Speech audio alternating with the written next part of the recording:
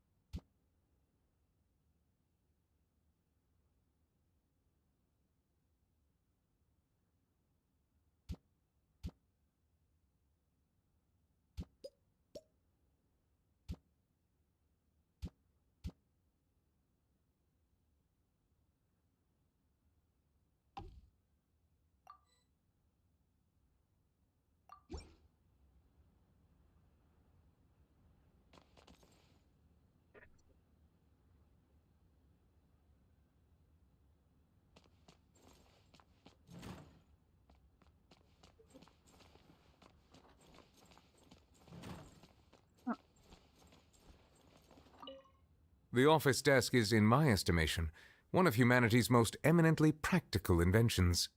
When receiving strangers, the presence of a physical boundary always proves more effective than a verbal reminder at encouraging disagreeable persons to act with relative decorum. And so to me, the office desk is an item of great importance.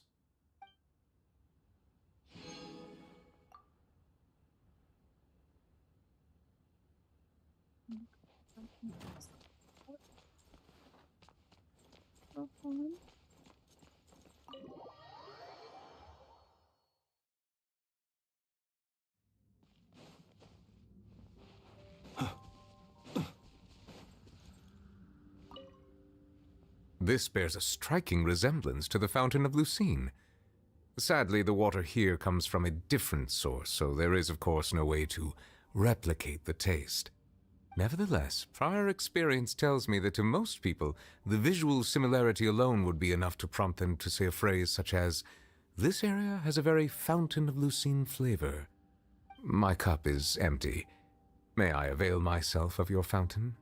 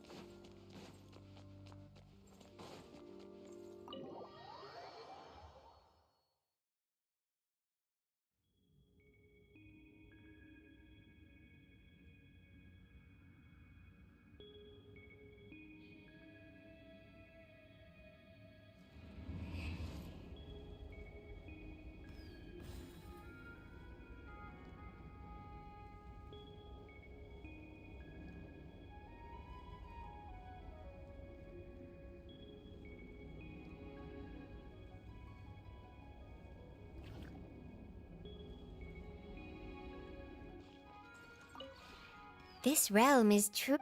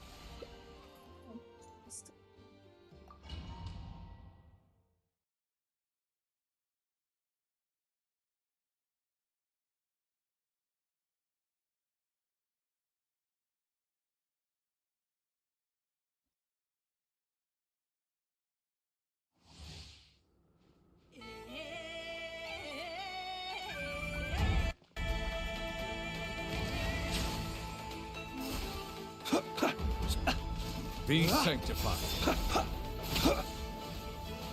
To dust. Eyes on me!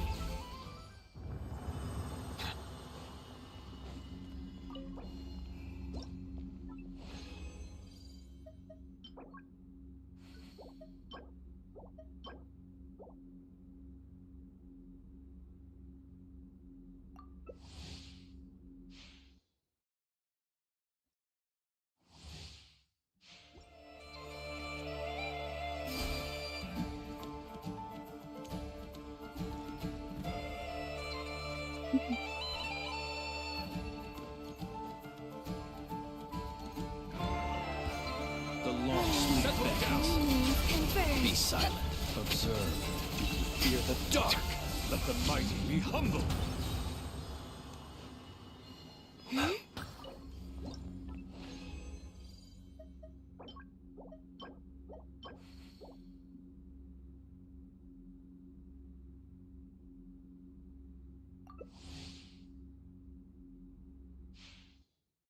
Oh, wirklich, das ist gut, wenn man die Autolock hat.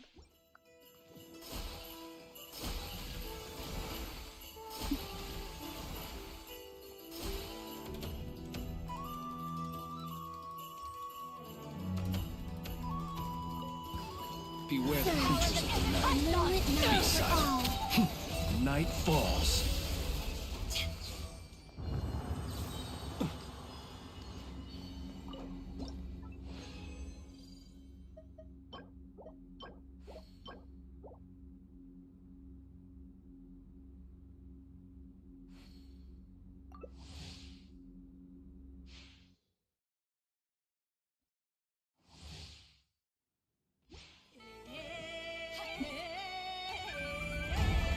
The night comes. Close your eyes. Fear the dark. Be silent.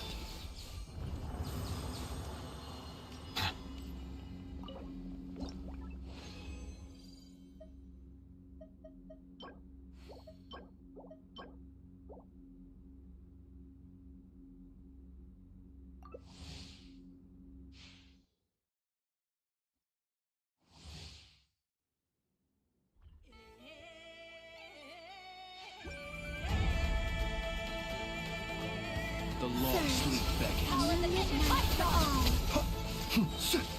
Do you fear the dark?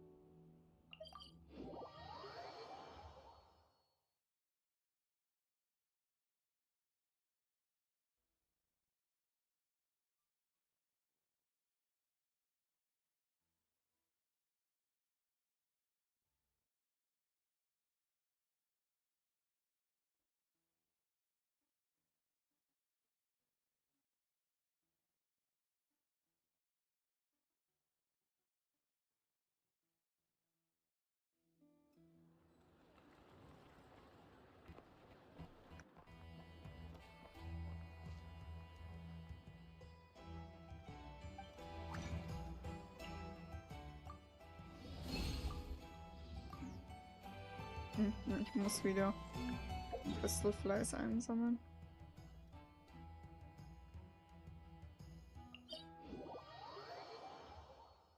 Das muss ich dann auch dann gleich.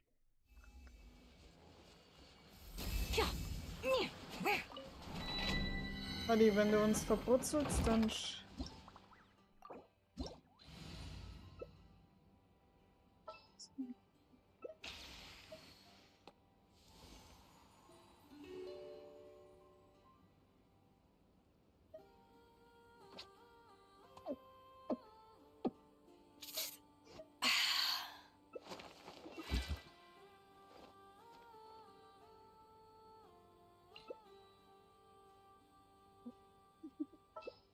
Was?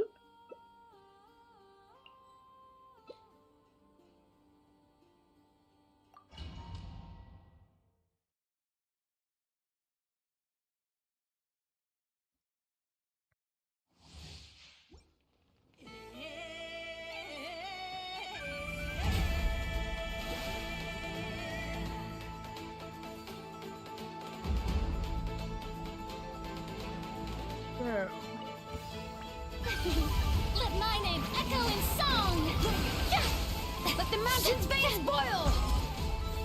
To ashes! Be sanctified. Back at ya! Let the world come alive!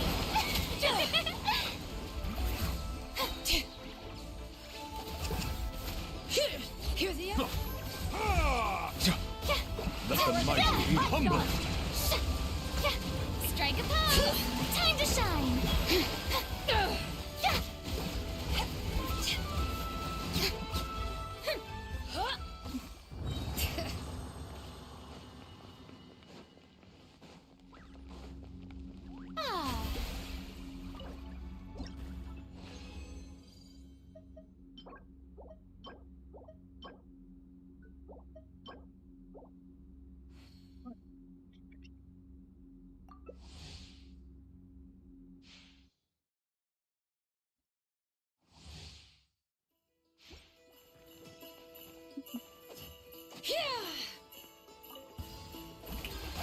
Let the world come alive! Letting brave names echo!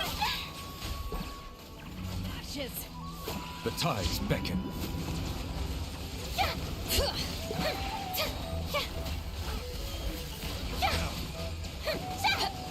Time to shine! Hear the echoes of the valley! Shower me with praise! Power that ended Hypton!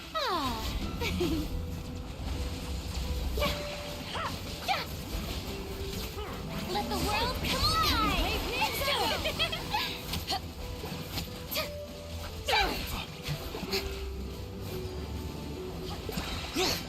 Strike a pose!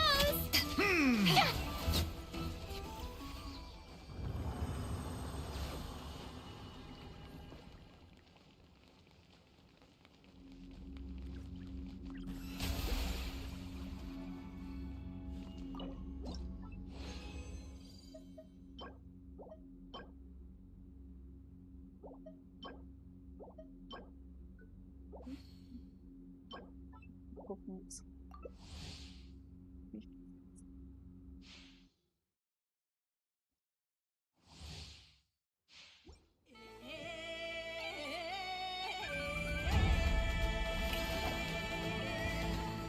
To ashes! My name echo in song! Hear the echoes of the valley! The tides beckon.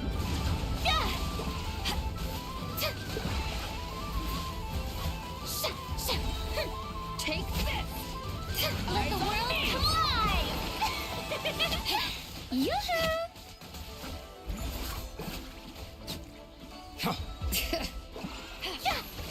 Settle down. Let my name echo in song! Power that ended Hypton!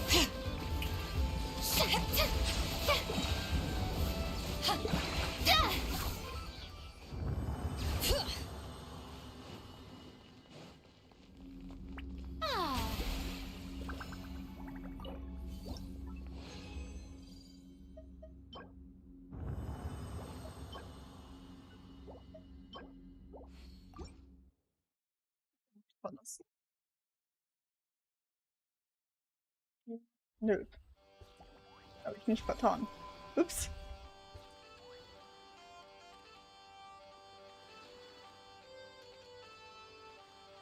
Okay, doch, jemand alles.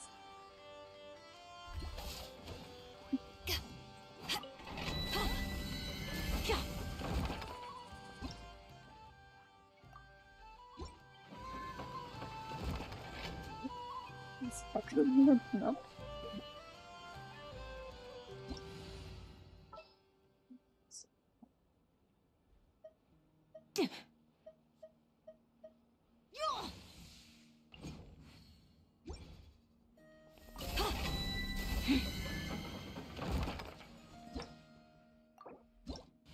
If you ever want to trade tactics, I'm always ready.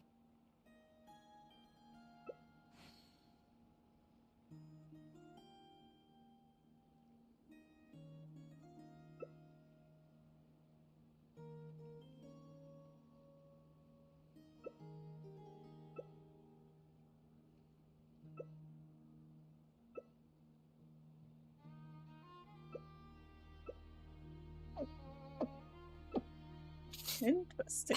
Okay, I don't mind at all. Interesting team comp.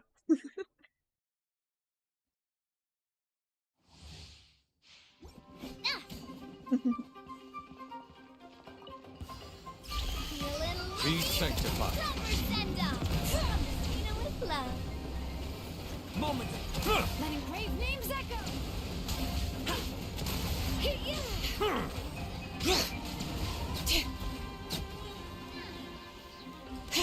Attack!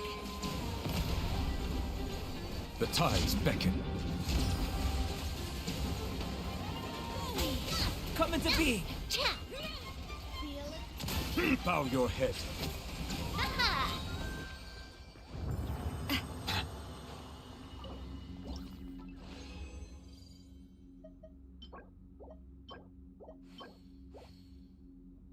Me.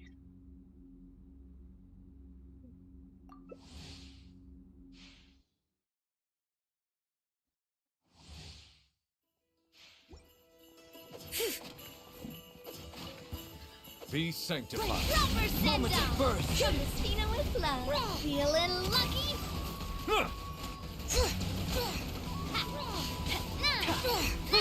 Settle down. Hey there! This ancient power.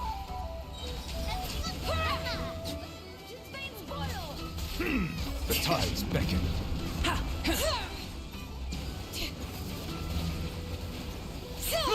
Bow Burst your head. forth. Witness my great undertaking. Umbrella warfare, I guess.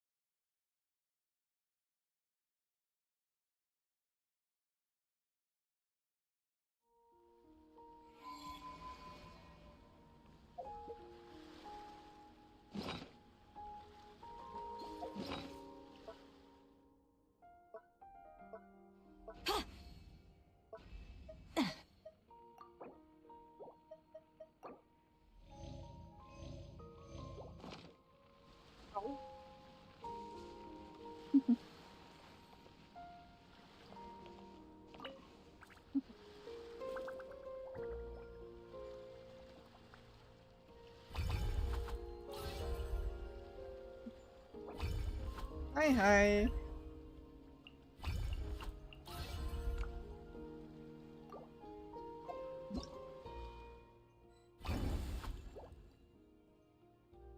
Just quickly peek who popped in.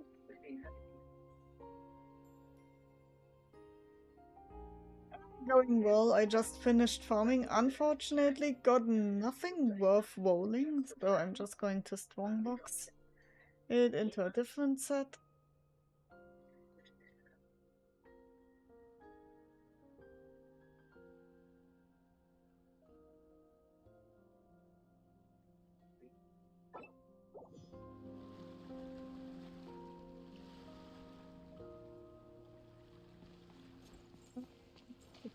Do we have any enemy that gives quick energy here? I just need to get those 2 particles back. I mean, when it comes to the set there at the moment...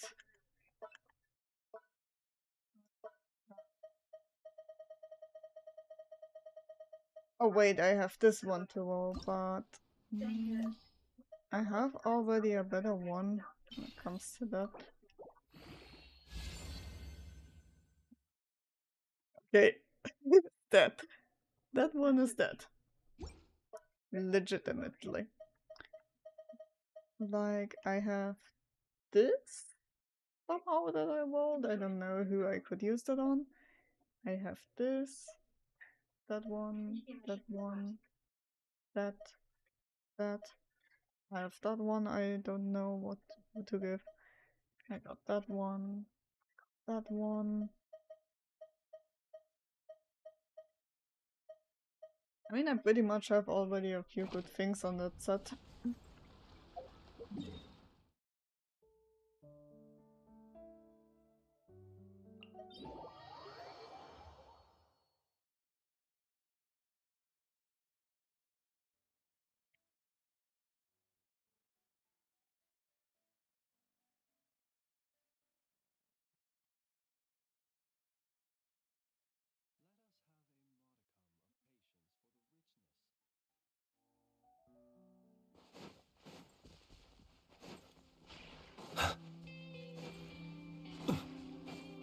Hello, hello, good gentlemen. We are quickly going to get demolished.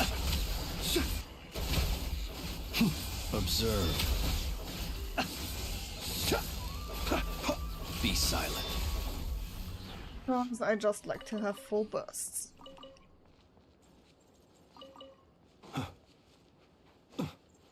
Alrighty. Let's go. Let's quickly go strongbox. What to strongbox though is the question.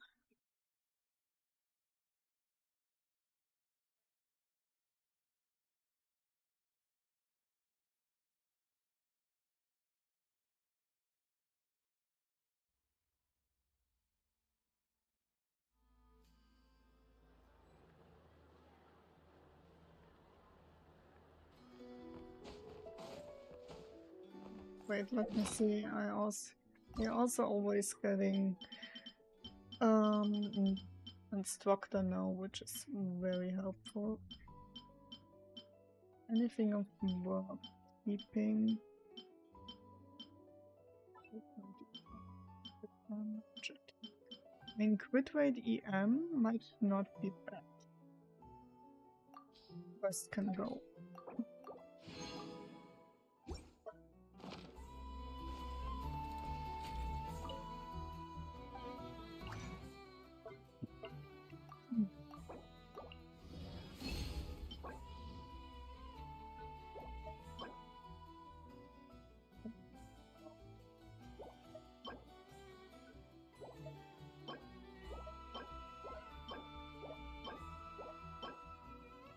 EMER.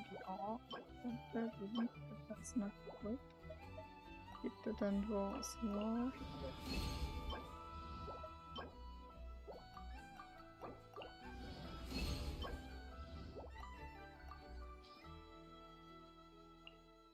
Really.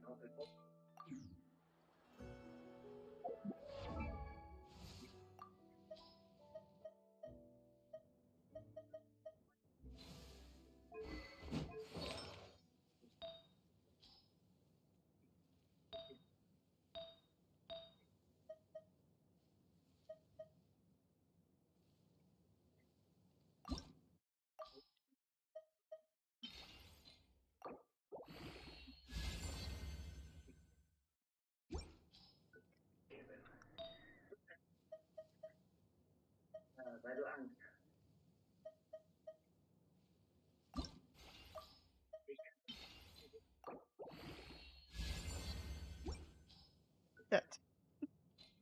Okay. Well, is what it is.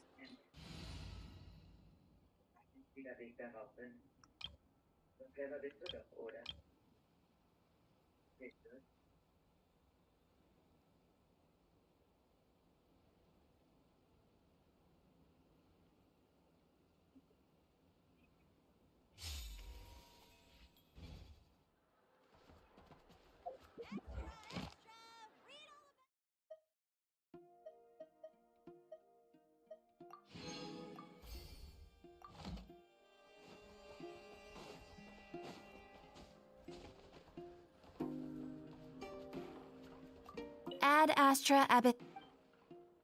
Thank you for completing today's commissions. Styron is level 8. Will take a little while, but soon they will be most likely all level 10.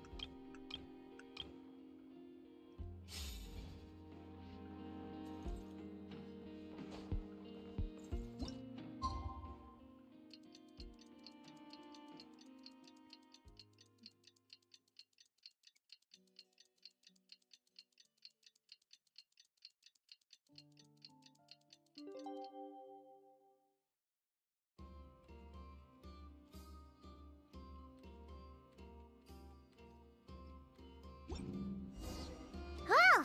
Should we head to Boo Boo Pharmacy today? Fingers crossed we learned something useful.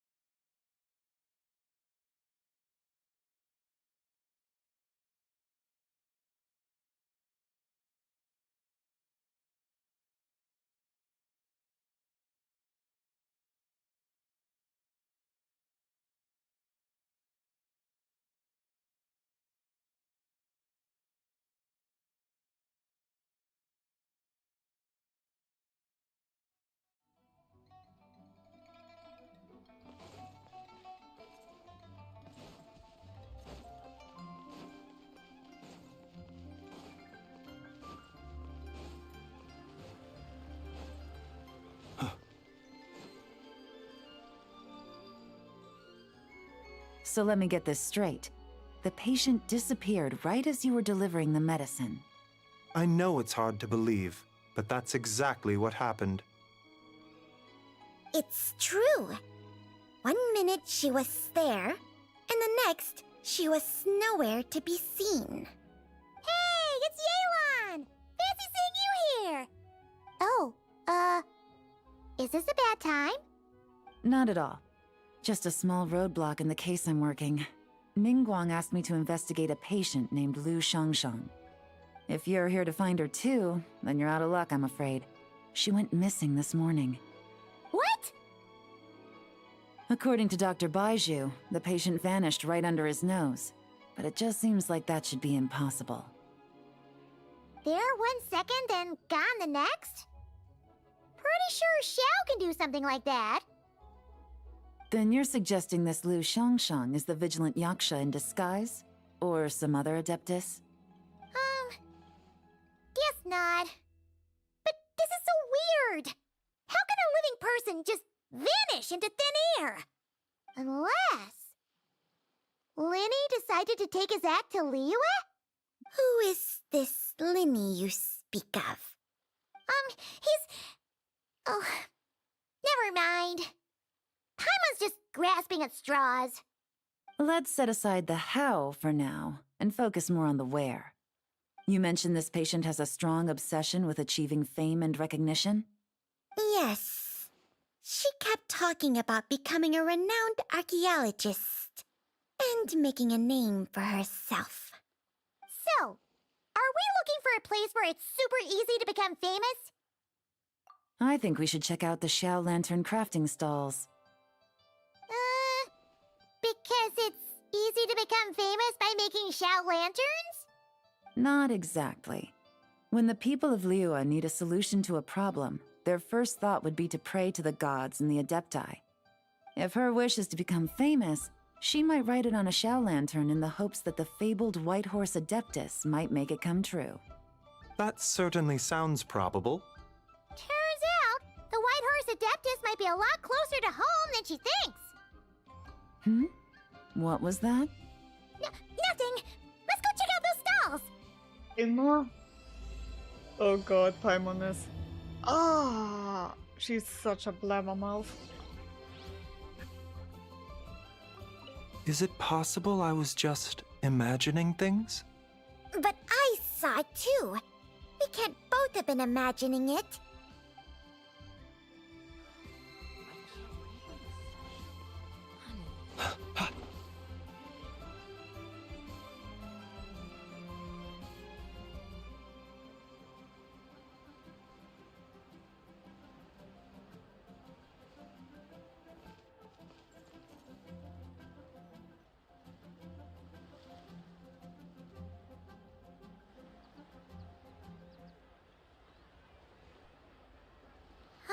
We're here!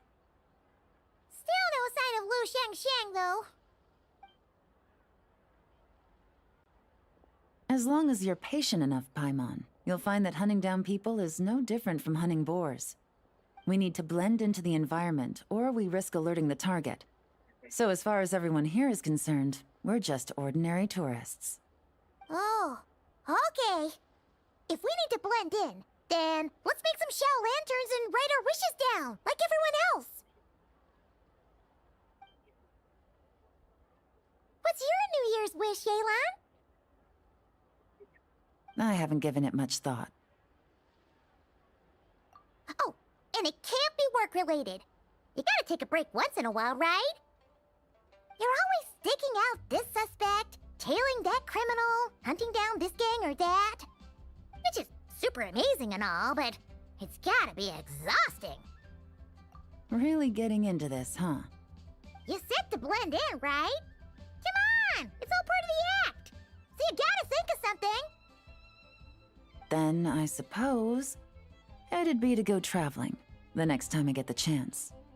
Traveling? That's our bread and butter! Wanna join us? Thanks for the offer, but my desk is piled high with reports on your exploits. And that's not quite the kind of traveling I had in mind. I was thinking more The lie down and do absolutely nothing kind of travel. Ah, something a bit more easy and breezy, right? Hey, wait! We know just the place!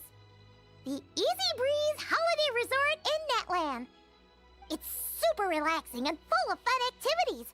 You've got the beautiful ocean and tons of cute little creatures called Asha. Seriously, you gotta go! I suppose I'll have to check it out. Hey guys, happy Lantern Rite! What a coincidence! You here to make shell lanterns too? Well, it's that time of year, am I right? Thought I'd join in on the fun. You can't have Lantern Rite without making one of these. What you gonna wish for? Aw, man, it's kind of embarrassing, but... whatever. The truth is, the mighty mythical beasts are seriously struggling with recruitment. So, I'm hoping to find a few apprentices and teach them the art of wushu dancing. Awesome! Shurfugami, here we come! Whoa there, Paimon! One step at a time. I actually need to find people first. Yeah, but Paimon bets people will jump at the chance to learn from you! Well, I wouldn't be so sure. Wushu dancing is super physical and takes a lot of hard work to master, so it's not easy to find people. At this point, if the Adepti can't help me, no one can. I'll do it! Huh? You just said you wanted an apprentice, right? Well, I'm offering. What do you think? Whoa, the White Horse Adeptus works faster than I thought. Traveler, it's her. Lu Shangshang. Our target! Hey! Didn't you hear me? I said I wanted to be your apprentice! No need to shout. I heard you the first time. What's your name? Step back a bit, Gaming. This person could be dangerous. What? Hey! What are you trying to do?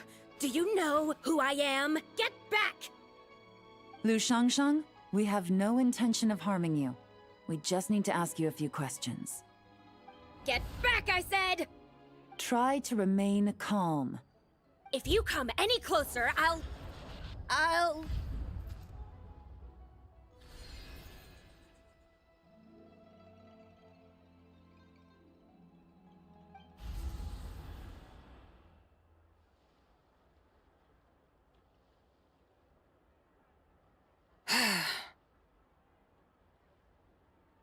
Little wisp of a being. How are you able to see me? So what if I am? Leave at once! You, a mere mortal, whose own life hangs by a thread, would dare reach for the power of life and death? Unless you wish to be condemned to eternal damnation, you would do well to abandon this foolish endeavor.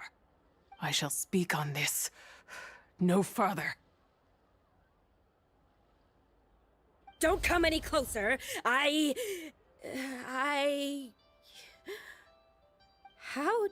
did I get here? Who are you people? Playing dumb, are we? Save it.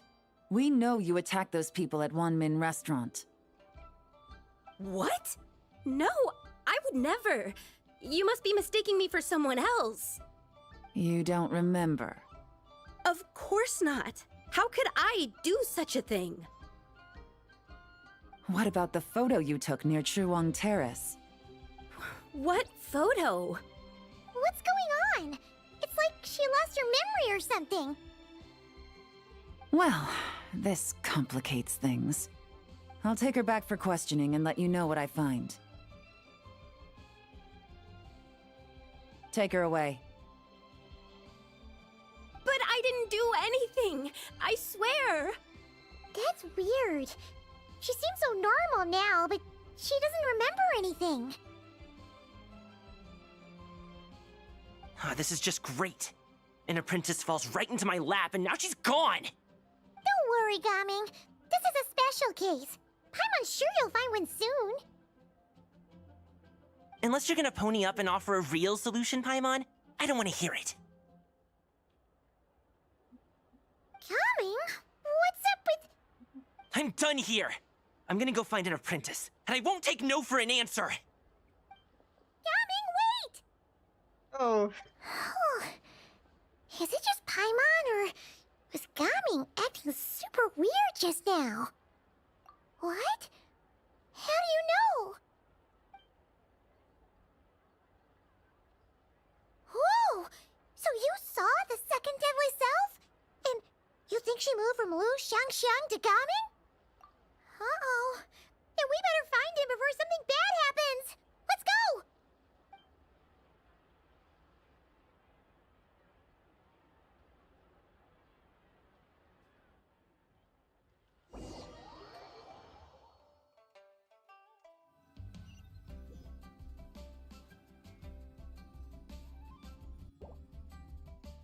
Alas, why must Cloud Retainer inflict such woe upon us, Mooncarver? By the order of Rex Lapis, we were supposed to make haste to the harbor to stand watch. Yet we arrived late, for you, in your inscrutable wisdom, chose that very moment to tend the mint.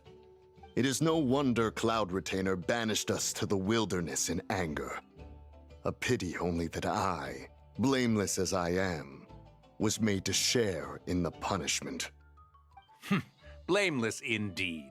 You speak as if it was not you who decided to plant all that mint in the first place. Yet now, in its wretched state, overrun by blight and vermin, you would turn away?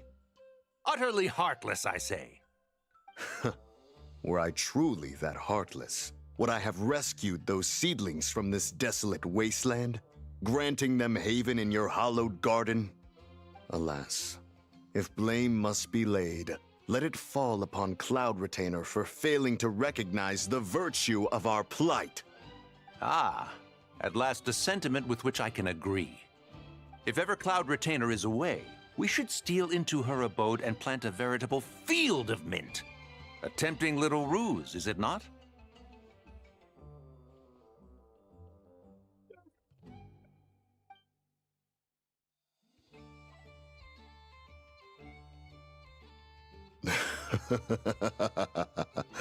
Positively ingenious.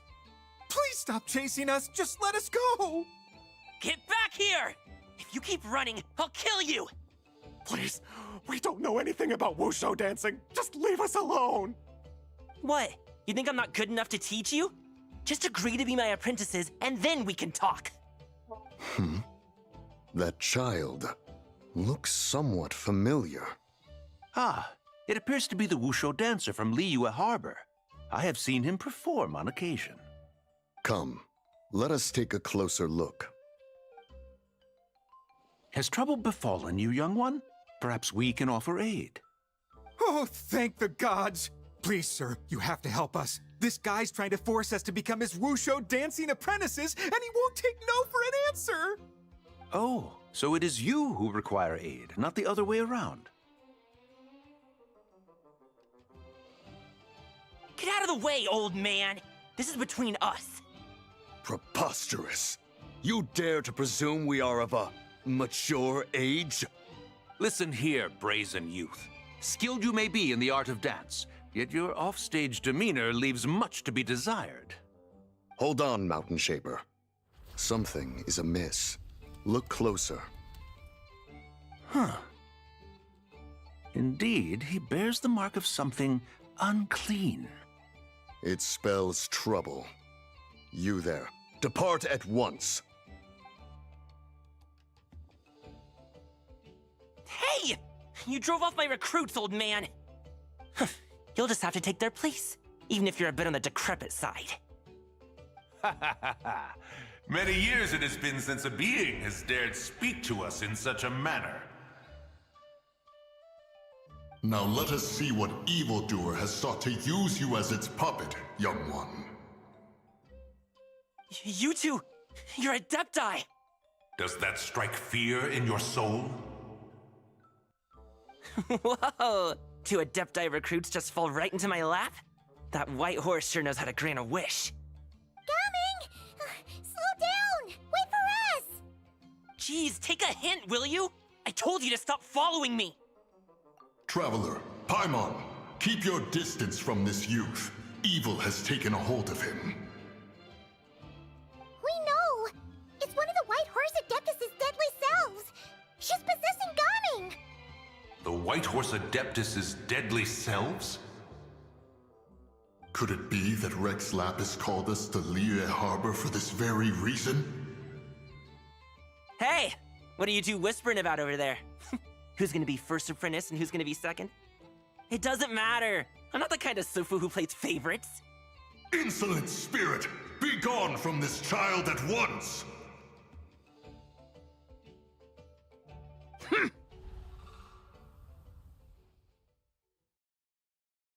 Little mite of a mortal. Getting in my way again, I see. That is no concern of yours. No. Only by doing it myself will I find peace. Otherwise, rage will consume me. If I lose control, all will turn to dust. The curse of time. The memories this body holds. Come no closer! This is your final warning!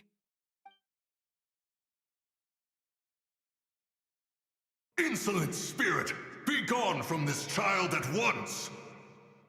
Huh? Traveler and Paimon? And 2 Adepti? Where are we? Weren't we just making Xiao lanterns in the harbor? Gaming! You're back! Ah! The sun is most scorching. Agitation stirs within me. I require cooling mint to beat this heat. And speaking of, Cloud Retainer has scorned this verdant wonder long enough. It is time for her to feel its wrath. Uh-oh. The wrath of mint! Uh-oh. Mountain Shaper, where are you going? Oh no! Now Mountain Shaper's acting weird! You don't think it spread to him, do you? Spread to him? Quickly now, explain to me what has been happening.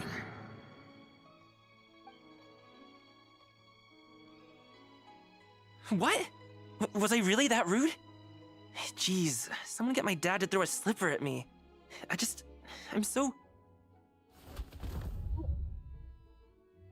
Whoa! You okay, Gaming? He is fine. It is simply exhaustion.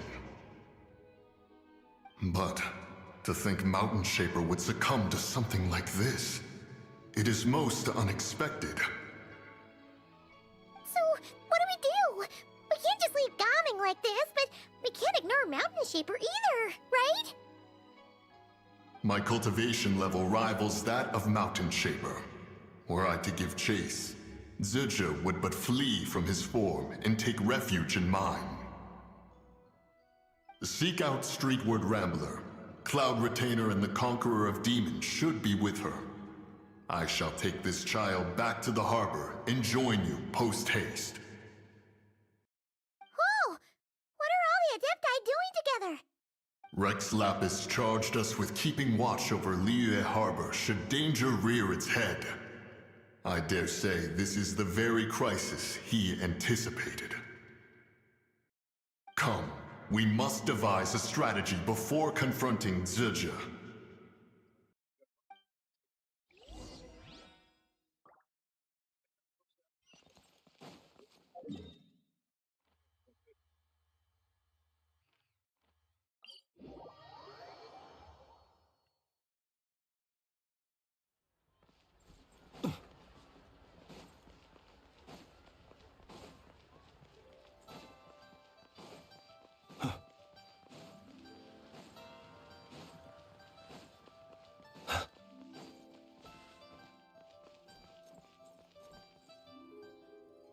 The White Horse Adeptus? You mean the mysterious white mare that aided Rex Lapis during the Archon War? Even if it's not her, there must be some connection. She always avoided us back then, and I never knew why. Rex Lapis's recent trip seems to be related to this person as well. Xianyun! Madam Ping! Xiao! Great! You're out here! Ah, Traveler. It has been quite some time. Oh, happy Lantern Rite, Paimon. You're as lively as I remember. I trust things have been well. Sorry, Madam Ping. No time to catch up. Something terrible has happened. What is it? Has Mountain Shaper gotten himself into trouble? Mooncarver is here with you, but he is not. The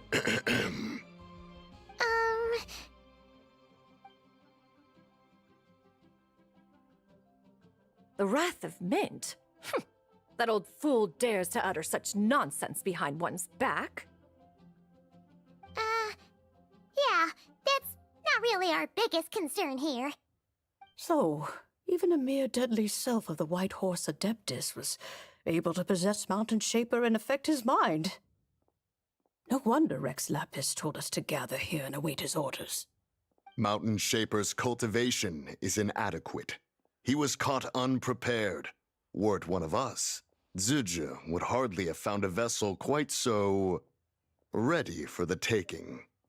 Hey, that's not what you said earlier. Where is Mountain Shaper now? A question that hardly bears pondering.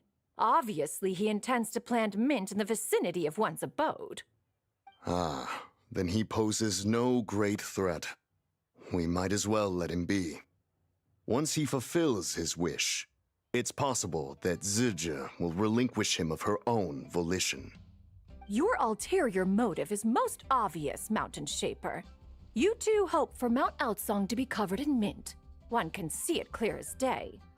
Not to mention, deadly selves are born of malevolent human desires, and naturally pose a great risk to the form and mind of all living beings. We cannot let this go unchecked. Let me handle it. I have relevant experience and know how to deal with such situations. One has no doubt of that. Yet your involvement would likely end in armed confrontation. In one's own estimation, the time for such measures has not yet come. Before his departure, Rex Lapis knew that Zizha was active in Liyue Harbor, yet told us only to wait. It would seem, then, that Rex Lapis did not believe extreme measures were warranted here. Yes, this is quite a peculiar case. After all, Zizha's possession does not seem to come with ill intent. It's more like she's guiding those she possesses to fulfill their own wishes. There is another matter of import, however. I sense tremendous resentment emanating from her. What could be its source to render her so unable to find peace? She was talking about the White Horse Adeptus memories, right? From what the Traveler said, it seemed like she was about to explode with rage. But why? With Rex Lapis away, if we wish to understand that which occurred in the past, we shall have to ask her directly. She also mentioned the Curse of Time. What could that be about? Perhaps erosion. Indeed. We are of the same mind. I heard that ancient clans in the mountains once regarded the White Horse Adeptus as the daughter of time. It seems there was some truth to that, after all. The Daughter of Time. Cursed by time? Time does not treat everyone equally. The longer you dwell in this world, the more it takes from you. Then what do we do? One has devised a solution. Based on what you have told us, it seems that Zizha is in the habit of leaping to a different host when provoked. One's plan is for us to block all escape routes while you confront Mountain Shaper, forcing Zizha to reveal herself. Then, if prior experience stands, she will have no choice but to possess you. However, not only are you able to sense it, you are also unaffected by the peculiar state of stasis. In other words, in that moment, you would have the chance to either subdue or persuade her. That is akin to walking straight into the lion's den. Allow me to go instead. Yeah, isn't this plan a bit too risky? Why doesn't Paimon try first? After all, even if she got possessed, it's not like she would pose a danger to anyone. Paimon's wishes aren't all food-related, you know. One would not suggest this course of action if one had any such reservation. Time and again, the Traveler has proved immune to Sidge's influence. Consider for a moment why that might be. Oh yeah! That's what the first deadly self told you, right? Perhaps your time in Nodcry left you with the blessing of the newborn moon goddess, Traveler. And this Whitehorse Adeptus clearly has a profound connection to the moon. Indeed. Indeed. I see. Have you other concerns, Conqueror of Demons? I was just trying to fathom why Rex Lapis left without explaining the situation in detail. But now I think I understand. Rex Lapis entrusted this matter to the Traveler, which means in his estimation, the Traveler must be the key to its resolution. So I have no other concern. I trust Rex Lapis, and I trust you. Then we are all in agreement on proceeding with this plan? Very well. We should depart at once, lest we lose our chance. Let us see whether that old fool truly dares to face one's abode with Mint.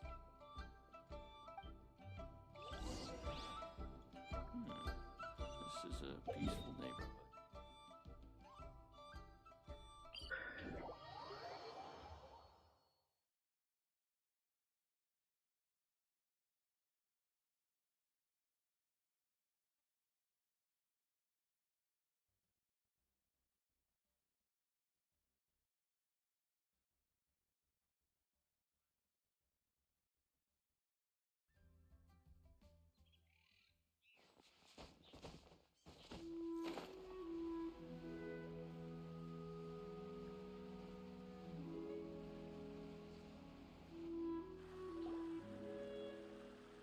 One mint, two mint, let us plant a whole slew of mint!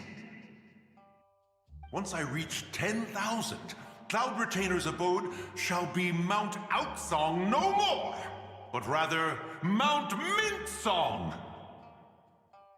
Oh, to behold the look on her face when she is confronted with such verdant splendor! Mountain Shaper, you dare disturb the tranquility of one's abode! Do not take personal offense, Cloud Retainer. He is not in control of his faculties. Exactly. Let it go this once. Zitja is the one driving him to do this. Huh? But Zidja just helps people fulfill their own wishes and desires. Not now, Paimon. Oops. Sorry, Mountain Shaper. Paimon might have just thrown you under the bus. When he wakes up, we shall have words. Everyone, to your positions.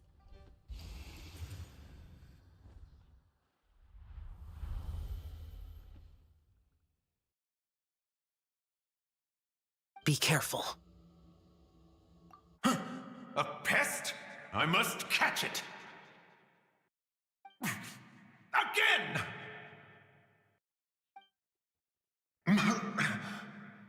Oh, young one, it is you! Don't tell me. Cloud Retainer sent you? Ha! Such brazen insolence! Such presumption. Such boundless avarice. That wretched adept's impudence knows no end. If she dares lay a finger on my garden, I shall smash her cuisine machine to pieces! You think I am one to fold so easily?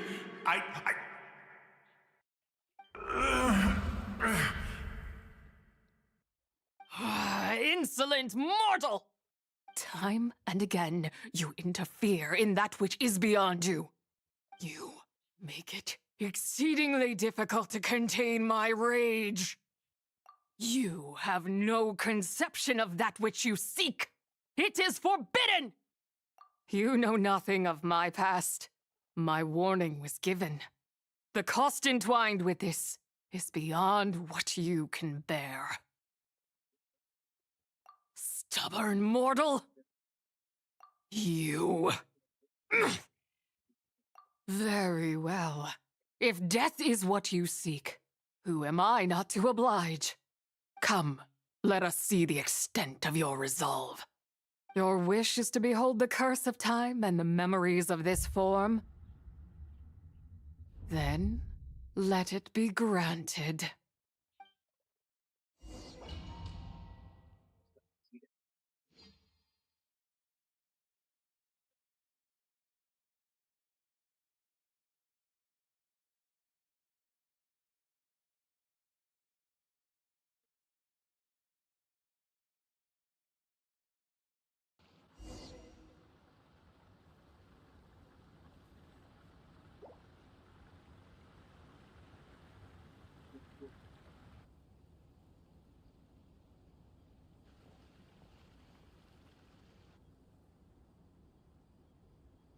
You who seek death, stand before me.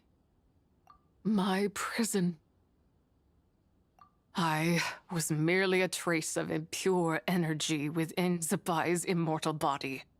When her soul was shattered, it should have been the end of me.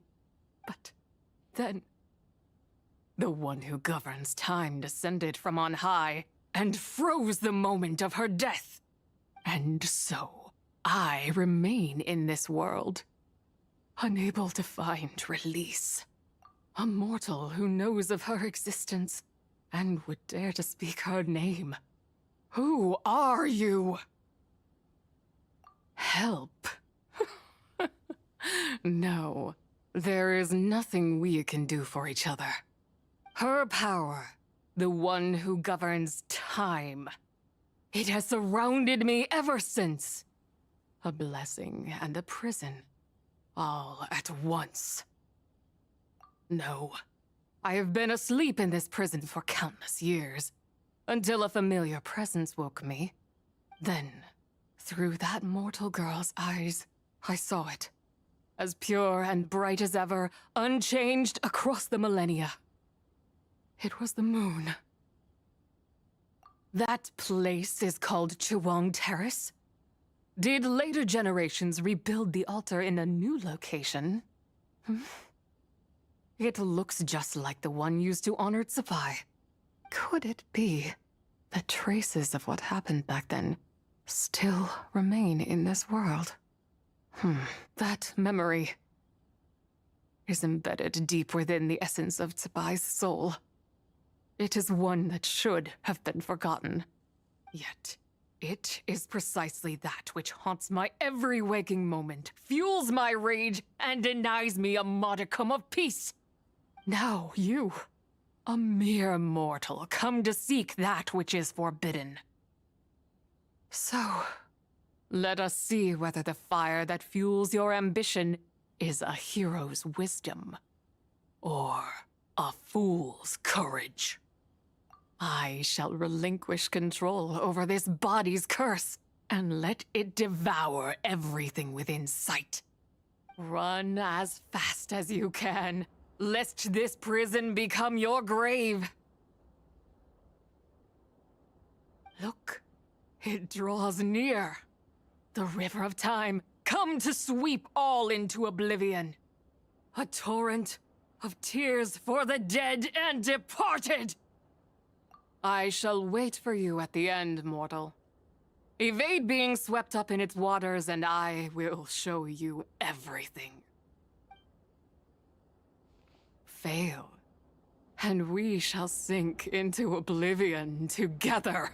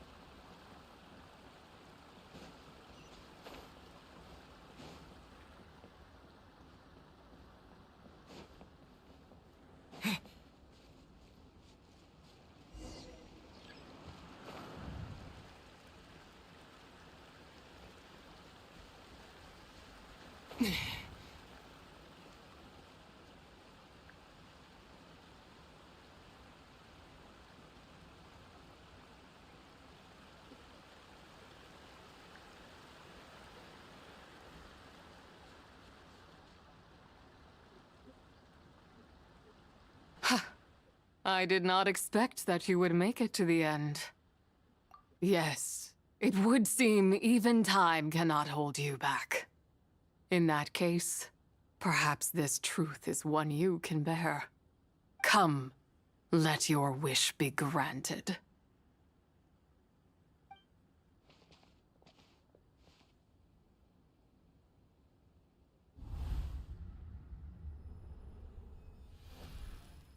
Under moon eternal, in radiant night, a maiden grants silk, soft and light. Under moon iridescent, in night divine, a maiden grants fiber for cloth so fine. Under moon of frost, in night so great, a maiden grants tools to divine our fate. What are Mom and Dad doing? Shh, just make a wish. The kind Adeptus on the moon is listening.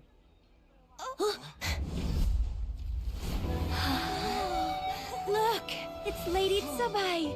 Wow, Lady Tsubai? Is she powerful? Of course. She taught us how to grow grain and beans, millet and rice, how to peel hemp and reel silk, spin thread and weave cloth, how to cut stone and build houses, cast bronze and forge tools.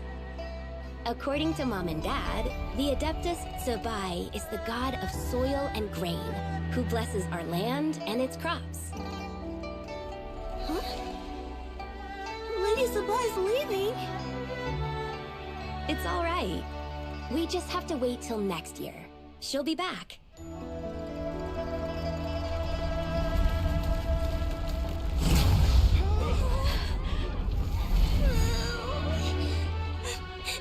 Mom and Dad are gone. Why hasn't Lady Tsubai returned? She'll come. We just have to believe.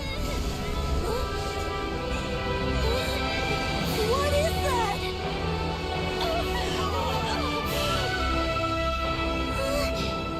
Lady Tsubai abandoned us. All places tainted by the abyss need to be purified. That includes Long Gone. And what of its people? You know what will happen. You are but an emissary to the mortal realm. This is Heaven's will. There is no need for guilt, and no place for hope. I wouldn't dare.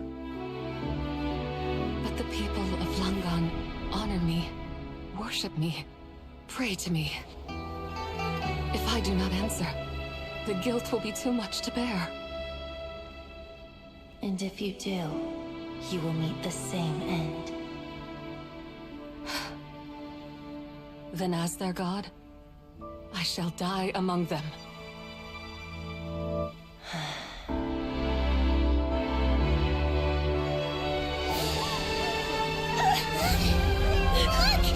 Lady Tsubai came to save us! I knew she wouldn't abandon us! Run!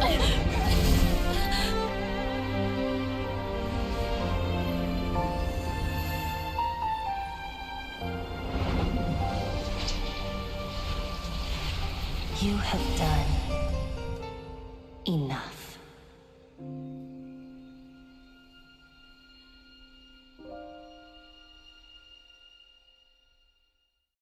Now you know the truth. These are the memories that suffocate me where I stand and crush me under their weight. Not just my nation, but the people I loved. Were it within my power, I would ignite a blaze fierce enough to burn a hole through the heavens themselves. It was a time of war, one that ravaged heaven and earth. Remnants of the battles tainted with cursed power fell from on high and devastated Langan. The heavens decreed that the tainted filth had to be cleansed. No Thank you matter very the much. cost. If I just had more time. I unfortunately cannot check it I at the could have moment. helped more people to escape. Because Discord is a little bit iffy right now. But it wasn't enough. I just needed a bit more, and they all could have survived.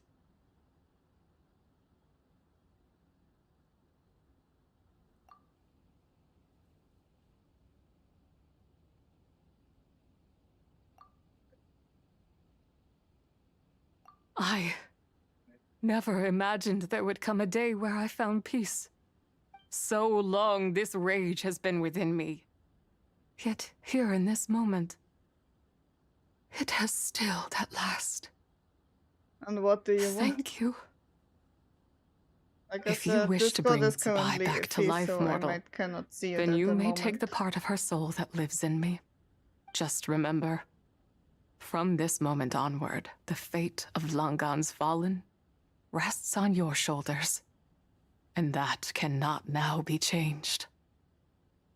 As I said before, I am but a remnant of Zabai's adeptal form, a manifestation of her wrath that was not meant to linger in this world. By taking away this fragment of her soul, you take away my shackles as well. So, let it be done. Ah, it's your turn to grant one of my wishes, is it? Very well. In regard to my fate, and that of Langan's fallen, I know there is little I can demand of you.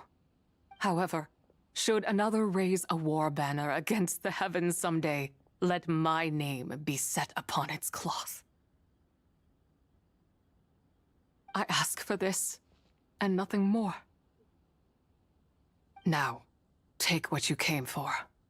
I was a lone moon, shrouded and dimmed in cloud-veiled night. Now darkness breaks, free and unburdened. I reclaim my light.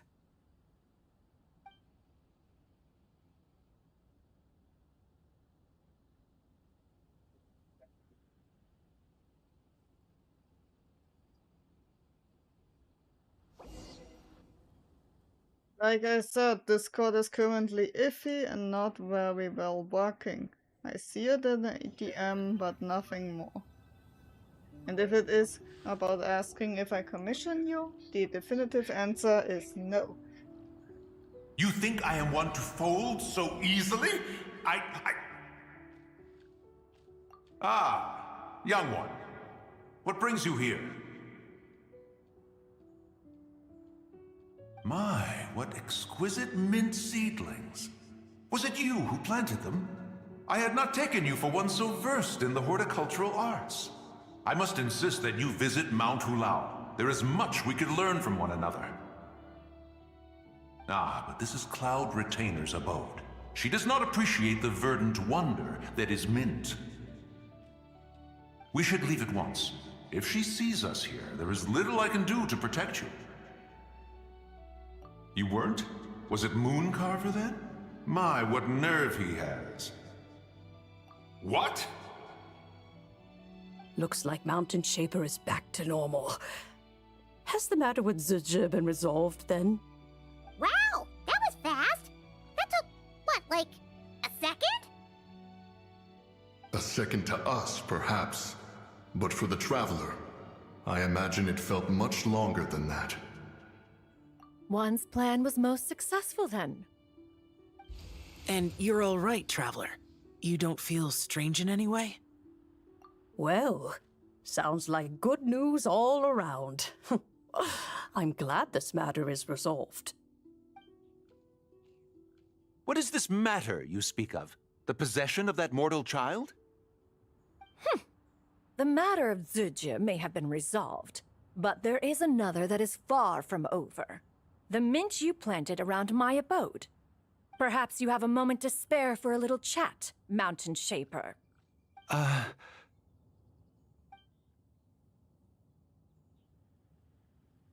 You seem reluctant to talk in detail about what happened with Zucha.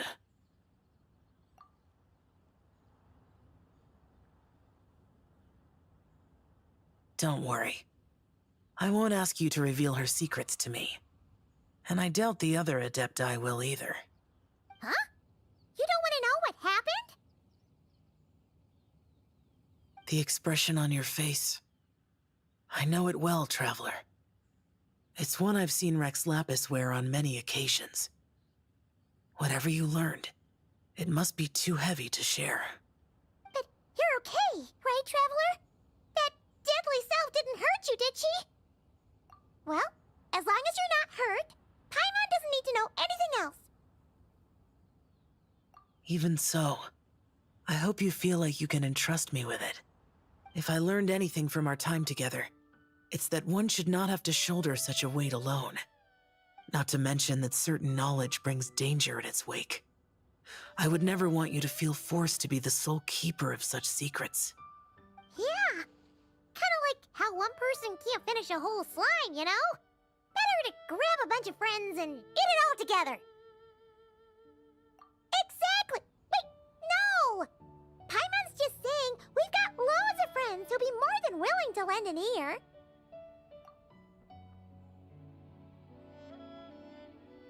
I never knew there was such a tragic chapter in the ancient past of this land.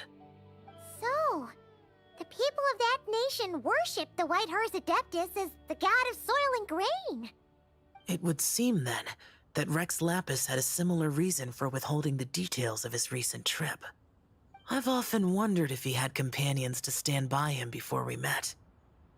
Or if he was forced to face things alone. Regardless, Lantern Rite takes place in 2 days. Let's meet back up again there. If there's no news of Rex Lapis by then, we'll have to come up with a plan. Fingers crossed it all goes well.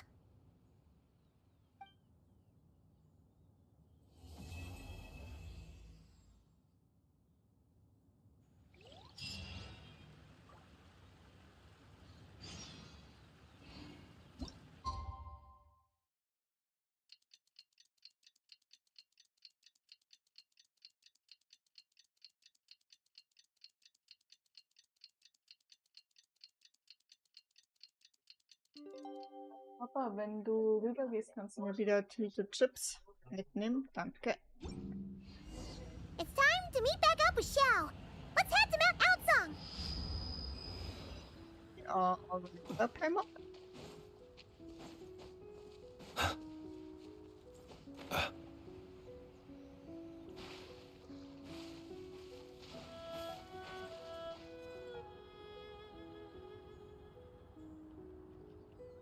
Xiao, Cloud Retainer, Madam Ping! We're here! Any news on Zhangli? Wait, are we missing 2 Adepti? Well, Shenyun banned Mountain Shaper from Mount Outsong for 3 days. Oh, then what about Mooncarver? The scheme to plant mint in one's abode was one those 2 fools devised together? And when it comes to punishment, one does not discriminate. His banishment ends in 3 days as well. Wow, that's pretty harsh, Cloud Retainer. Let's get down to business. We have news of Rex Lapis. Huh? Isn't that... Yes, Rex Lapis's Geopillar. It descended from on high this morning. He must have sent it for a reason, but it does not respond to our touch. So, what does it mean? Is he in trouble? Not necessarily. It could be a message only a specific person is meant to receive. Traveler, you alone spoke to Rex Lapis before he left. Oh, so it must be for the Traveler. Give it a try. Oh. Holy Jesus. Come to the spring on Mount Qingse. I have left an entrance for you.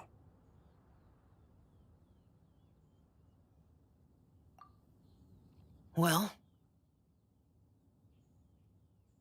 Just as one surmised, it seems that Rex Lapis will not countenance our involvement in this matter. That would not surprise me in the slightest. He's always had a soft spot for the traveler, after all. But be that as it may, we have served Rex Lapis for millennia now. In other words, I'm sure this has nothing to do with favoritism. He's probably just trying to protect us. That's right.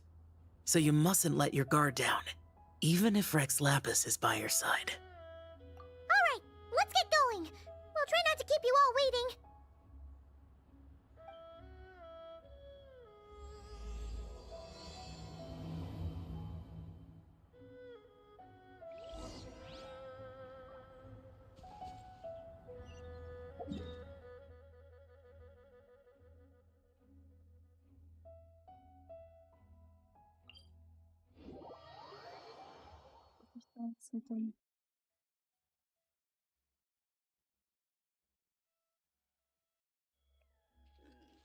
I got you.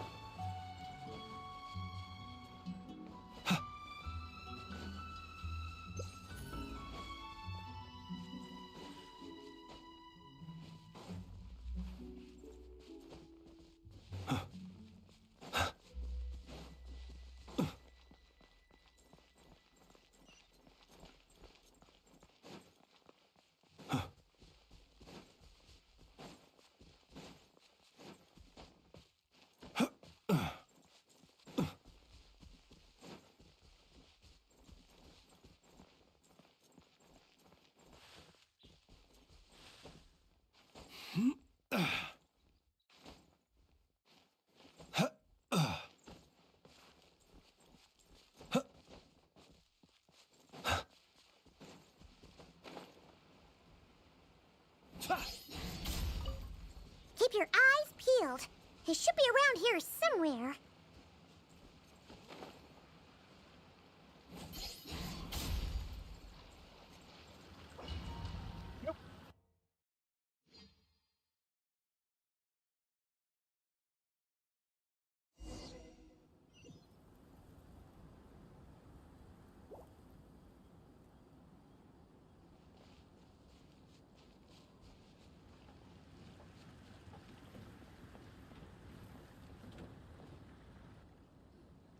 Who could have imagined that the once mighty Geo-Archon might end up so, sitting on a humble stool in the woods, quietly weaving moon lanterns?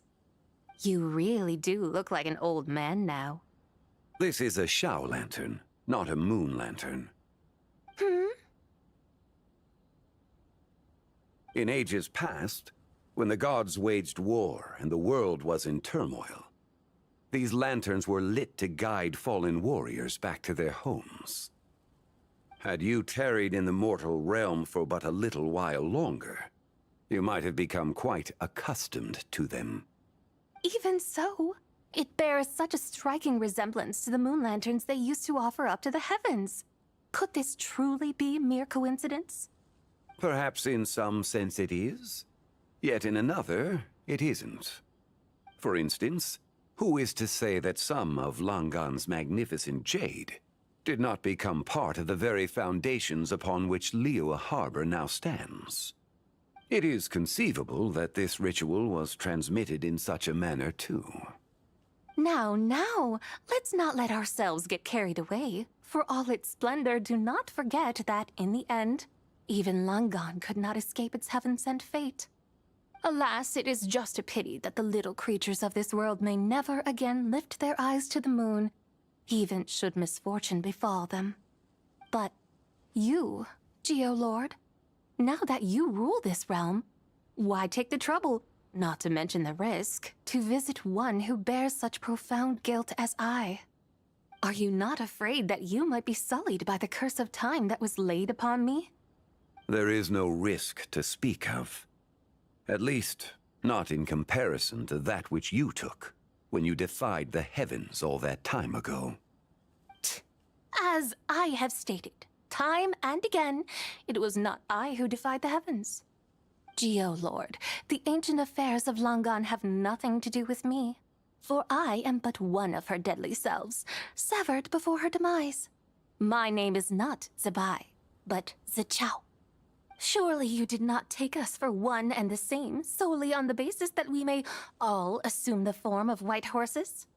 Sorry to break it to you, but you seem to have found yourself the wrong white horse. Anyway, do tell me, what urgent matter brings you here? Very well, then. I have come to ask for Zebai's shade. Oh? So, the Geolord has set his sights upon Zebai's human soul. And what is it that you intend to do with it? The world outside is changing. With the new moon's birth, the confines of the Shadow Moon are gradually disintegrating. In other words, the heavenly soul is set to return. Consequently, strange phenomena have manifested within Langan's former domain, leading to the earthly soul's reappearance as well.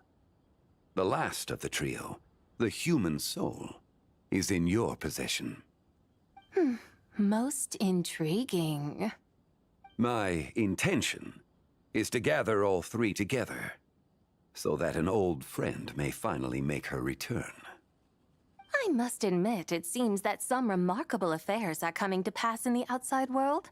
Yet there is one thing you seem to have overlooked, Lord of Geo. Back in the day, it was you that freed me from that painting. And afterwards, I took up arms in your name. Together we first subdued Chenyu Vale, then brought peace to Mount Qingse. It was for this cause that the contract between us was made. But now that the debt has been repaid, what cause have you to expect my aid? Zebai and I have long been friends. Given not only that you were manifested from a corrupt desire within her divine form, but that you also possess a fragment of her soul, how can you purport to be the wrong white horse? I think you'll find that we are now as separate and distinct as any two beings ever were. What once shone with radiant purity has long become dust. What you see is no longer what it was. Oh, great Lord of Geo.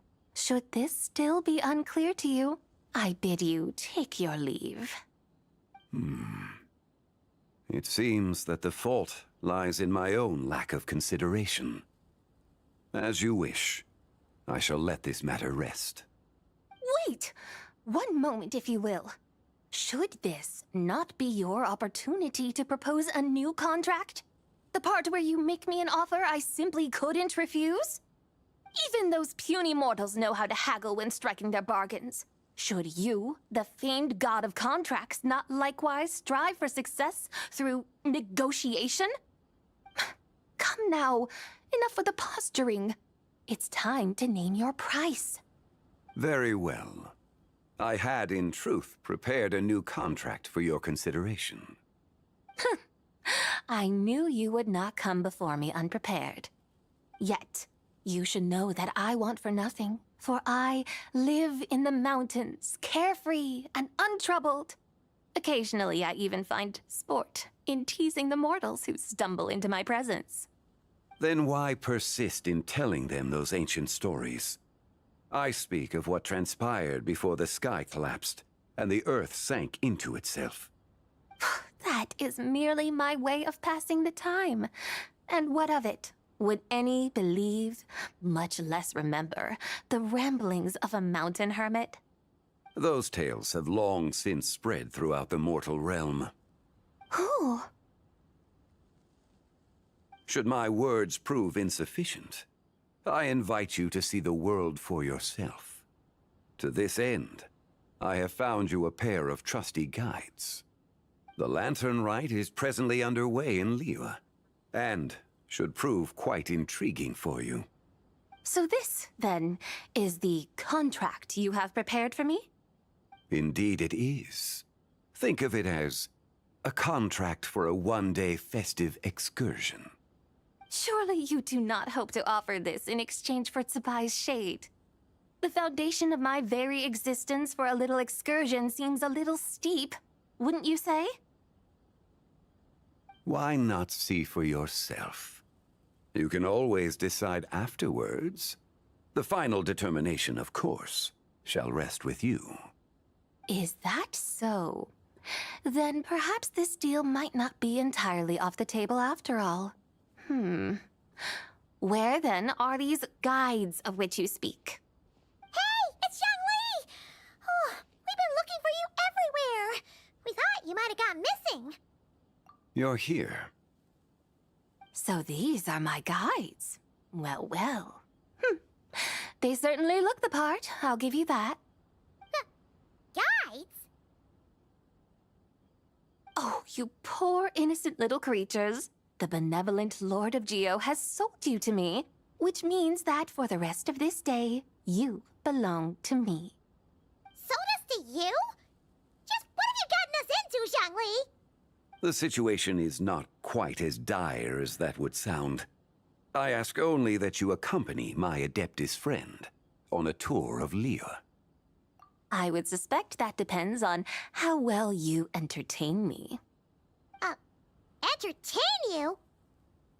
Let us start with this Liyue harbor of which I have heard so much. Nowhere is quite so fascinating as a place teeming with little mortals. How come this Adeptus sounds so different from what Paimon imagined?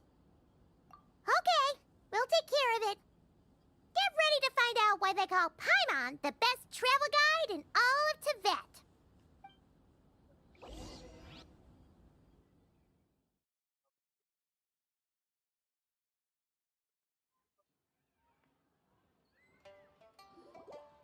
Look! We've arrived at Liyue Harbor. Not only is it Tibet's busiest port, it's also the beating heart of Liyue.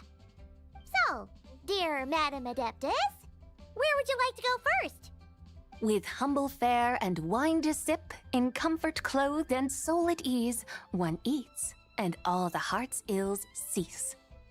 So we're heading straight for the good stuff? Well, you're in luck, because Paimon's an expert when it comes to food. There are two main cooking styles in Liyue.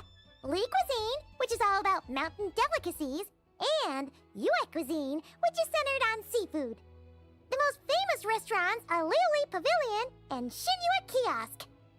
Oh, now Paimon's starting to drool. Yes, our only option is to go try them both. 2 meals back to back. Both sound like excellent options to me. Are these the kind of establishments that most people might visit on a regular basis? Not exactly. Both Li cuisine and Yue cuisine are known for their pricey ingredients. Definitely not what you'd call the budget options. But don't you worry about that. Just think of it as Zhangli's little treat. Come on, aren't you supposed to be pals with Hu Tao? I'm sure we can afford to spend a little more of her mora at least. Hey! All Paimon wants is to provide our Adeptus with the best possible experience here. Don't you want that too? Both certainly sound like worthy choices. Just now, though, I happened to see a porter pass this way. Where might individuals like him go to eat? A hungry porter, huh? Oh! Paimon knows just the place! Yep. Nothing fancy schmancy there. Just tasty dishes made with simple ingredients in a variety of different styles. Most importantly, it's great value for money, too. No wonder everyone loves it, huh? Oh, and the owner happens to be a good friend of ours, too. One mean restaurant. Yes, even the name itself feels lively and down to earth. All right, let's make it our first stop. Yippee! That's a great choice, too. Alrighty, let's head over there right away. Paimon can't wait to dig in!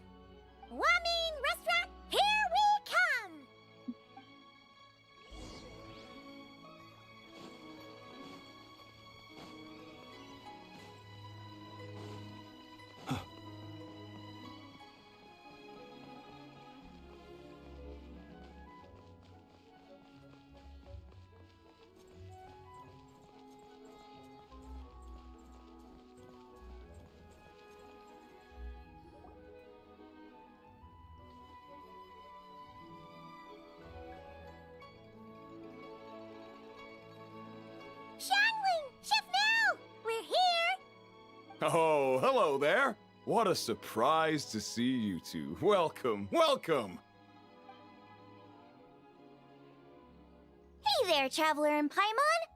We're a little busy today, so grab a table while you still can.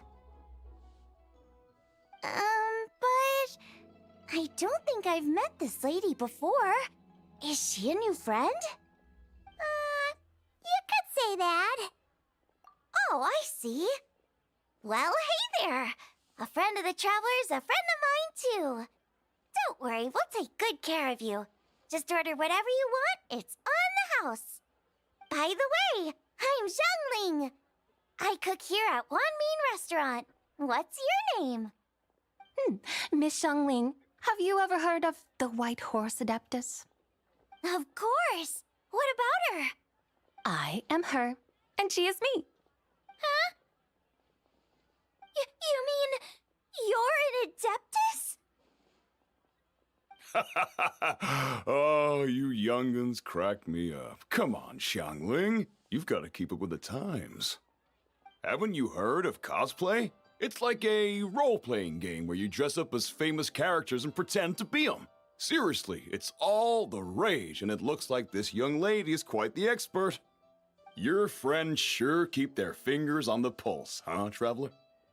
Wow, Dad. Didn't know you were so tuned in. But how come I haven't heard about it? You gotta listen to our customers. Didn't I tell you to spend less time chasing after wild vegetables and more time making friends? You're even more out of touch than I am. Hey, I like making friends too. Isn't that what I'm doing right now? Anyway, even if it is just a costume, is it alright if I still call you White Horse Adeptus? Of course it's all right, because that's exactly who I am. Okay. I can see you're really committed to the role. How about I call you the real White Horse Adeptus instead? In that case, you can call Paimon the real Traveler. Yeah, right. You could have at least switched outfits. Puny mortals. Nevertheless, I suppose it might be amusing to indulge in your little charade for a while, at least. All right, go grab yourselves a table. I'll come take your order in a bit.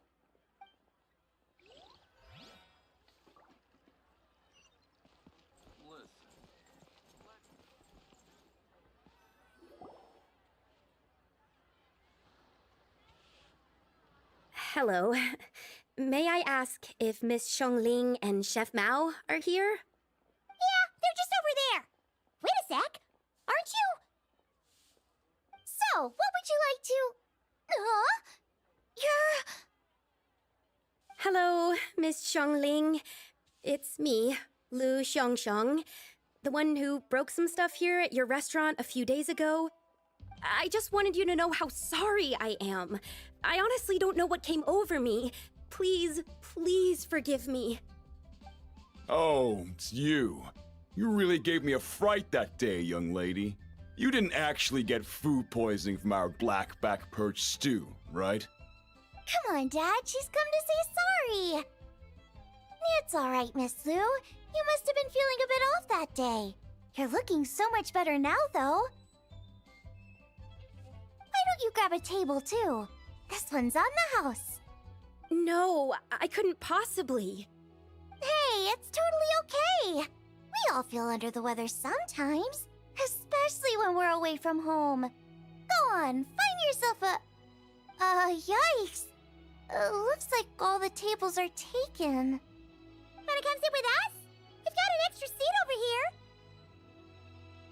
Thanks, guys. So what would you like to eat today? Feel free to order anything you like. I should very much like to sample your renowned poisonous blackback perch stew. It wasn't poisoned. That was all on me. So that's one portion of blackback perch stew. How about you guys? Paimon once. Sure thing. Looks like Paimon's having trouble making up her mind. Anyway, I guarantee you'll love it. Let me think. Well, since the blackback perch stew is on the spicier side, I guess it makes sense to balance it out with a serving of stir-fried shrimp. And since it's Lantern Rite season, you better try out the triple-layered consommé and come and get it too. Those are our seasonal specialties. As for the carbs, since we've got a full table, how about some right at home? Along with our special chili mince cornbread buns. Trust me, you won't be disappointed.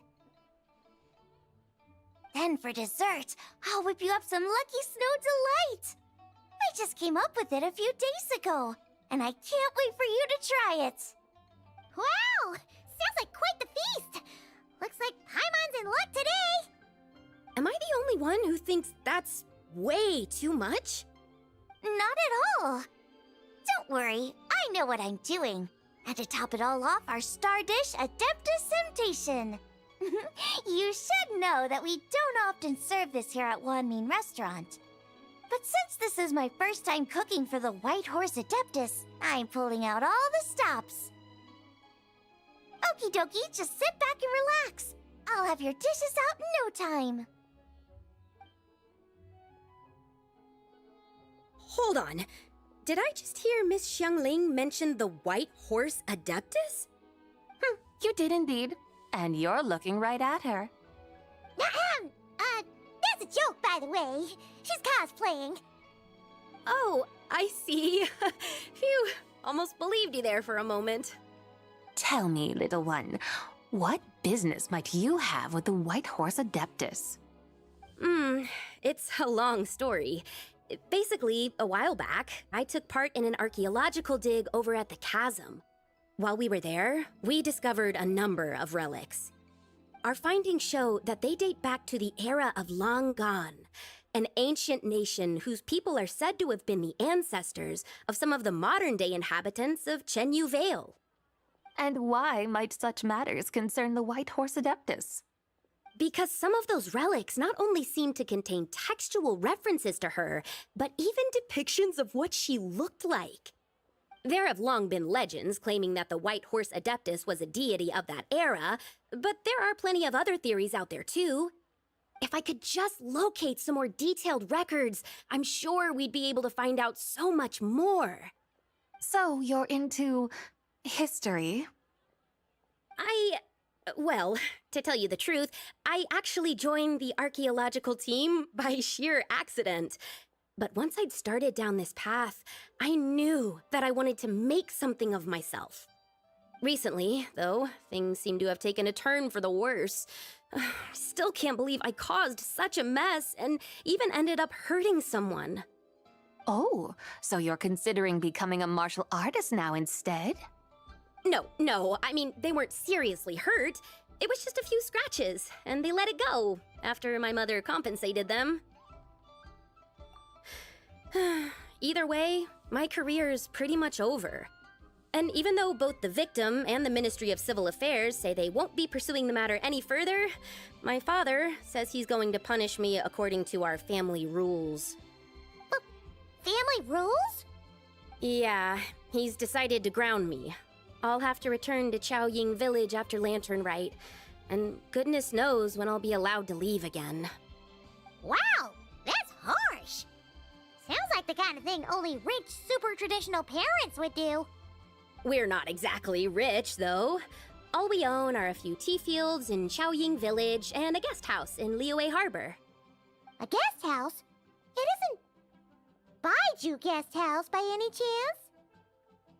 Yep, he's my grandfather. So you've heard of the guest house before? Small world, huh? Come to think of it, didn't Boss Lu mention something about hoping that the White Horse Adeptus would show up and let her divine power be known? Sure, but Paimon's guessing this wasn't exactly what he had in mind. Little one, it sounds to me that your family is rather well off after all. What then drew you to archaeology? Why subject yourself to such unnecessary hardships? Even if I stayed at home, there's no guarantee I'd lead a nice, easy life. Just look at my father. Recently, my grandfather put him in charge of the guest house, and he came up with a bunch of ideas right away, starting with changing its name. That didn't turn out well, though. My grandfather yelled at him for days, even calling him a bad son, and they still haven't let it go. Oh! Paimon thinks we might have heard about that too. Long story short, being dependent on others is never fun. You just end up being completely under their thumb. That's why I want to make it on my own out here, no matter how hard it is. After all, as the saying goes, to rise above others, one must endure the hardest of hardships. What's so funny about that? You poor, innocent little creatures never fail to amuse me. To think you would endure all manner of hardships in your brief time on this mortal plane, and all that merely to rise above others. I would have thought that the wiser path would be to simply roam this world as I do. Huh? Tell me, what is it that you truly delight in? Archaeology? Martial arts? Tea planting? Or perhaps the keeping of a guest house? What I delight in? Yes. Surely there must be something you don't find quite so exhausting. Whatever delights you should not feel like a burden. But do things like that really exist? Of course! Take Miss Xiangling, for instance. I defy you to detect even a hint of hardship on her face when she wields her walking spatula. So, since it seems you are resolved to tread the rocky path, you should strive with all your might to pursue that which brings you delight. You mean, like cosplay? I suppose you might say that. Looks like the White Horse Adeptus is really getting into her role. I think I get what you mean then. Maybe I should have a chat with Miss Xiangling before I head home. Okay, everyone. Sorry to keep you waiting. Here's your food. Wow. It all smells so good. Oh, finally! I get to try that famous poisonous stew. Hey! Didn't you hear what Shang said? It wasn't the stew. If anyone's to blame, it's that other you. What's up? How fiercely this mortal fare burns upon the tongue!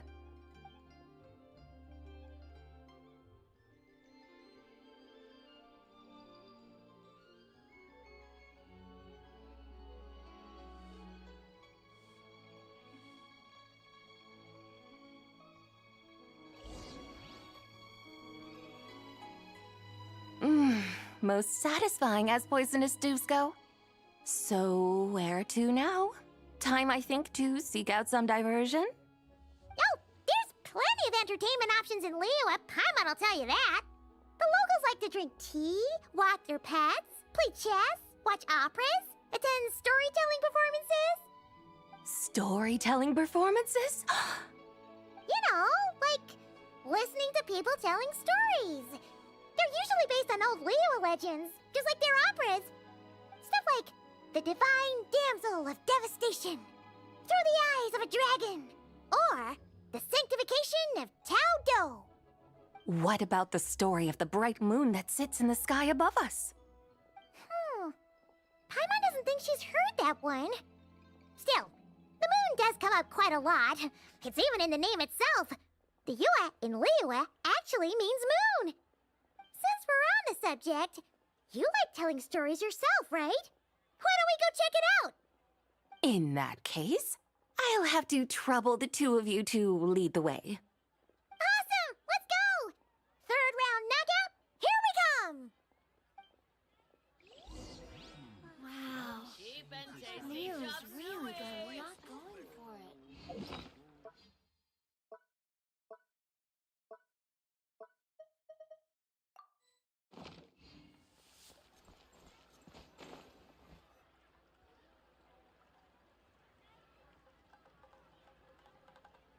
What a tongue twister!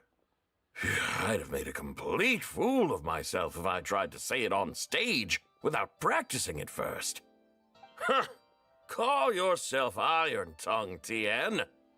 Wobbly Tongue Tien, more like.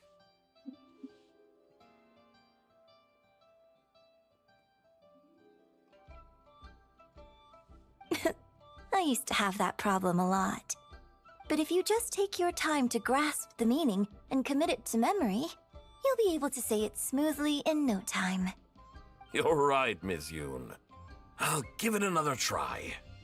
Hey, Yunjin! Fancy seeing you here! What are you two talking about? Ah, Traveler and Paimon, we meet again.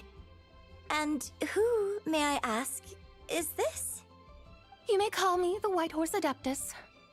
The White Horse Adeptus? She's not really an Adeptus. I see. Well, it certainly looks like a lot of fun. Oh, funny you mention it. This type of thing is actually something I'm quite familiar with. Once, to perform Through the Eyes of a Dragon, I decided to imagine that I was Rex Lapis himself. It was the only way to truly inhabit his mindset and understand his resolve to quell those demons. Sounds like you just wanted an excuse to feel all big and powerful. Hey, that's... You just don't understand how inspiration works. Huh, you're one to talk. Paimon's traveled all over with the Traveler, and she's seen things that would make your jaw drop. All right, then. Since you claim to be so knowledgeable, why don't you prove it by reciting an ancient poem? An ancient poem? Which one? Ha! See? You mean to tell me you've never even heard of the ancient poem called An Ancient Poem? What kind of a title is that? Quit teasing, Paimon. We only just found out about that ourselves. He's talking about the writing on those ancient relics. When we first saw it, we couldn't figure out what it all meant. So in the meantime, we decided to just refer to it as an ancient poem. However, thanks to the painstaking work of the scholars who were tasked with decoding it, it seems like that's exactly what it was. Or rather, an ode offered in veneration of the moon and the White Horse Adeptus. Oh yeah! Didn't Kuching mention that before? It's got something to do with Longon, right? That is correct. The Ministry of Civil Affairs has issued a notice stating that, although it is true that the moon may disappear tonight, we should be in no danger. In other words, there's nothing to fear. But if you're worried, we can always take a leaf from the Book of the Ancients. By reciting this poem, I mean, and calling for the White Horse Adeptus's aid. If we do that, I'm certain she'll protect our moon and keep us safe. Whoa, seriously? Paimon has to get a look at this.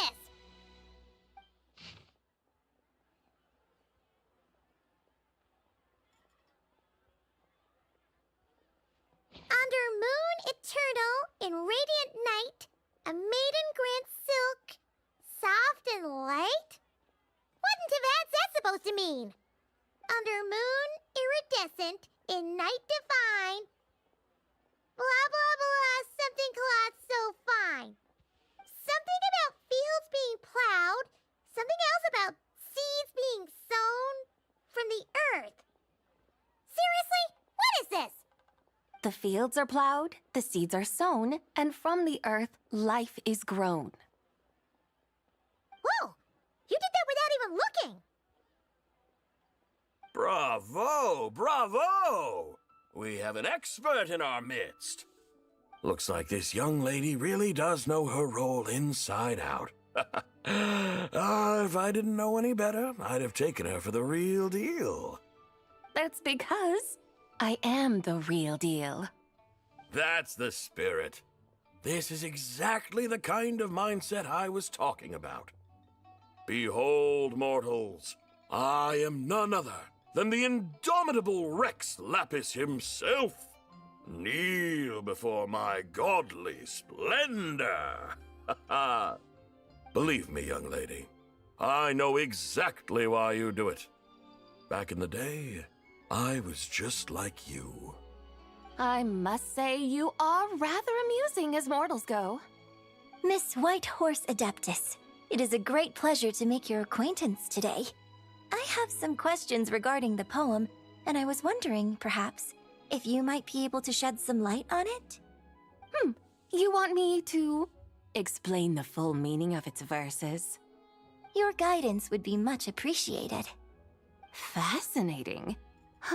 Tell me, do all the people of Liyue still express such reverence for the ancient ways? Well, it's true that we hold a deep fondness for our history, but it is hardly our only pursuit. One of my good friends, for instance, is even more devoted to the modern Fontanian art of rock and roll. Exactly! And don't forget, great practitioners of the role-playing arts walk among us too. People like me and you, young lady. Yes.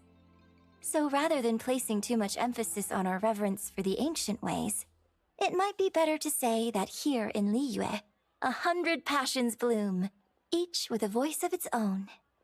I see. Then, I suppose it wouldn't do any harm for me to enlighten you. In truth, it is but a simple poem of blessings. Its meaning is this. As the eternal moon rises in the night sky, a maiden adorned with lustrous jade descends upon the earth. She blesses the kudzu vines and mulberry leaves, so that they may be used to make coarse cloth that is nevertheless soft, light, and comfortable to wear. As the iridescent moon rises in the night sky, a maiden adorned with lustrous jade descends upon the earth. She blesses the kudzu vines and hemp, so that they may be used to make fine, luxurious cloth. As the frost moon rises in the night sky, a maiden adorned with lustrous jade descends upon the earth. She blesses the mugwort and artemisia, so that they may be perfect for divination. So she really did come down from the moon? She shows the people how to use the plow and spade to purge the land of weeds, till the soil, and heap up the earth to make it fertile. Then with the hoe, she teaches them to sow their grain, bestowing the promise of life upon every seed. She blesses the millet and the beans, ensuring that their stalks and vines stretch forth without end. She graces the wheat and the rice, so that their heavy heads are filled with plump, glistening grain. Sounds like she's a real pro at all this farming stuff. The fruits of the field are harvested and brewed into sacred wine for honored guests. This we reverently present to the divine maiden, with every ceremonial step flawlessly observed, so that she may witness the depth of our piety and respect.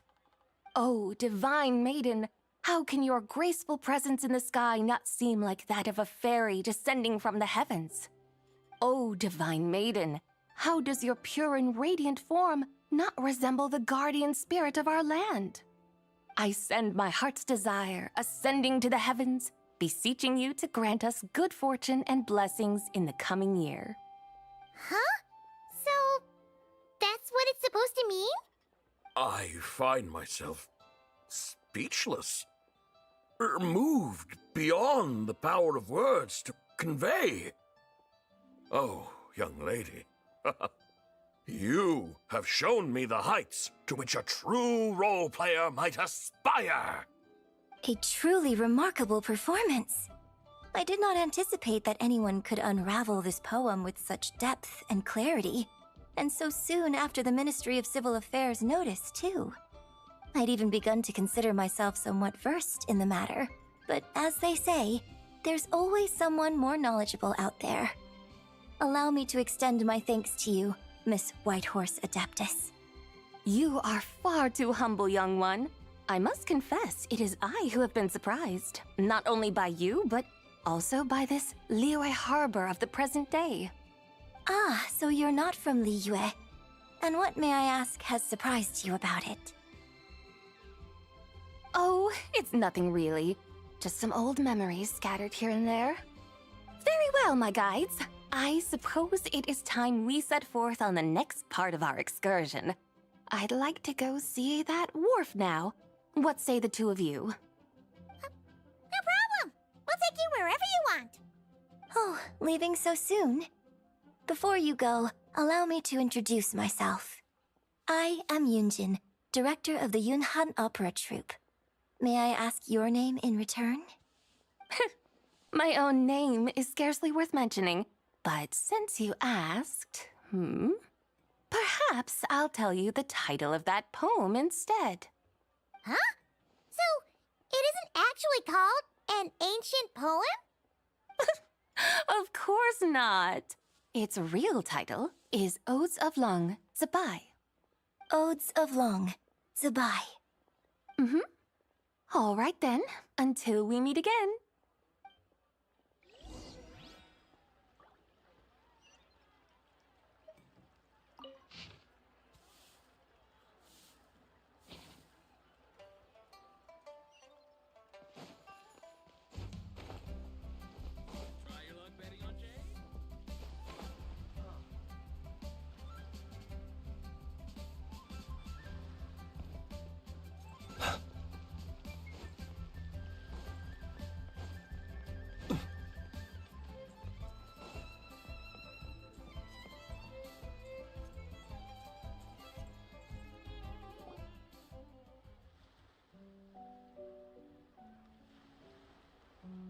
Hey, Ganyu! I almost forgot to mention. On my recent trip to Notcry, I came across something really fascinating in the Frost Moon Scion's library. I found records in their collection of another divine envoy living on the moon. A divine envoy on the moon? You don't think it could have been referring to the White Horse Adeptus too, do you? No way to say for sure. Still, the similarities between our legends are intriguing, to say the least. Isn't it amazing? Especially when you consider how far apart we are. It truly is. We might live in different lands, but when we look up at the night sky, we all see the same moon and stars. Right? It's like we're all bound together, no matter where we are. When you think of it like that, it's almost as if our friends from other nations will be right here celebrating with us. Isn't that a wonderful thought? No wonder you were so excited to go see the giant lantern when you first got back. Sounds like you're a real fan of the White Horse Adeptus, huh? I guess you could say that. Just a pity she's so elusive. Even Granny's never met her, you know? Maybe she really is just a legend after all. Hey, Yanfei and Ganyu! Trust, Paimon. The White Horse Adeptus is as real can be. Huh? Oh, look! It's the Traveler and Paimon! Feels like I haven't seen you two in, like, forever. Happy Lantern Rite. It's so good to see you again. Hey, you two. Happy Lantern Rite. Did I hear you right just now, Paimon? Does that mean you've actually seen the White Horse Adeptus? She has indeed. And now, so have you. Huh? And you are? Why, who else? The White Horse Adeptus, of course. Could you maybe start with something else next time? You're the White Horse Adeptus? That's right. Allow Paimon to introduce you to our new friend, Zichao.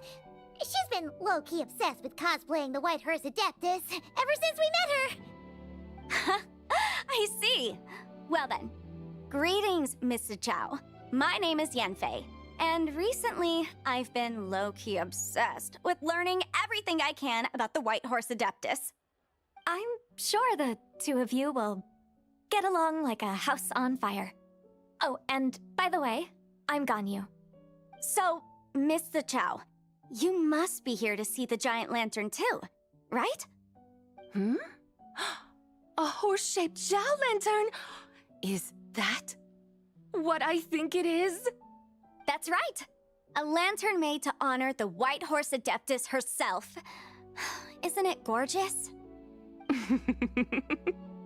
Huh? What are you laughing at? Both the lantern and myself. What do you mean? Oh, this lantern truly is an artistic masterpiece. But tell me this. Have any of you ever seen a horse before? Come to think of it, Paimon can't remember ever actually seeing one herself. What about you, Traveler? This horse appears to be mid-trot, but it has adopted what is called a lateral gait, where the legs on one side of the body move together in unison. A rather rare sight indeed. Just now, I suddenly pictured myself, I mean, the White Horse Adeptus running the same way. The image was so absurd, I could barely contain my mirth. Oh, really? I never knew that. You learn something every day, huh? Oh, come on! It's basically a giant piece of fan art! Who cares if it's different than the original? I was merely laughing at my own ignorance. I came here thinking that the White Horse Adeptus's tale had been long forgotten. Yet here I am, gazing upon a lantern made in her honor. Well, you couldn't have been more mistaken. There are so many tales about the White Horse Adeptus, I'm starting to lose count. Just off the top of my head. Just so you know, Yanfei, we've heard it all like a million times before. Aha! But there's one thing I can guarantee that you haven't. Huh? You mean like a new chapter of her stories come to light? Mm-hmm. And I heard it from Ganyu just yesterday. Hey, why don't you share it with the others? Sure, no problem. Where to begin? Do you guys still remember what Liyue's Moon Chase Festival is about? Of course! It's a festival held in honor of the Stove God! That's right. But it took a really long time for the Stove God Festival to become what it is today. In its earliest form, it was actually an adeptal ritual known as the Moon Chase Rite. Paimon remembers Madame Ping mentioning that before, but she never explained exactly what it was. According to Cloud Retainer, the Moon Chase Rite was originally a ritual meant for communicating with the moon. Communicating with the moon? But for what purpose? At first, Cloud Retainer wasn't entirely sure either, as it was always Rex Lapis who performed the ritual. Whoa! Rex Lapis did it himself? Must have been a really important ritual. That's right. Unfortunately, despite numerous attempts, they never actually received any response from the moon, which is why they eventually stopped performing it. But then, just yesterday, Keqing took a picture of the moon being obscured by a dark hole to Cloud Retainer and asked if it had anything to do with the Moon Chase Rite. The moment Cloud Retainer saw it, it suddenly dawned on her that the rite might have been an attempt to reach the White Horse Adeptus all along. Does that mean Zhang Li's been trying to bring back the White Horse Adeptus all this time? So how about that? Bet you never thought there might even be a link between the White Horse Adeptus and the Moon Chase Festival. If Keqing hadn't taken that picture to Cloud Retainer, we would never have known any of this.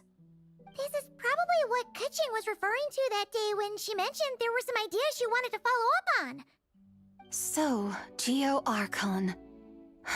All this time, you've been striving to awaken her. Huh? What do you mean, awaken? Nothing. What I truly meant to say was, this new insight you've provided has been truly eye-opening. Oh, by the way, my trusty guides, I've been meaning to ask, where in Liyue Harbor might one enjoy an expansive scenic view? Huh?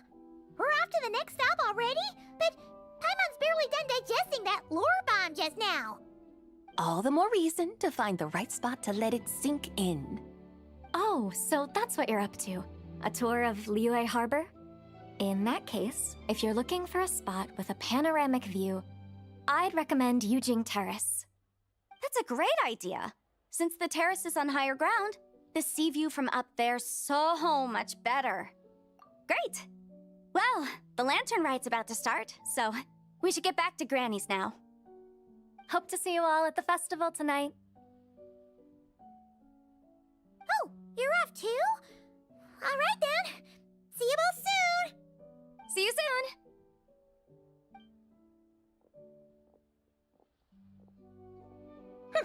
Very well, my guides. What are we waiting for? Okay, you're the boss. Eugene Terrace it is. After all, the customer's always right.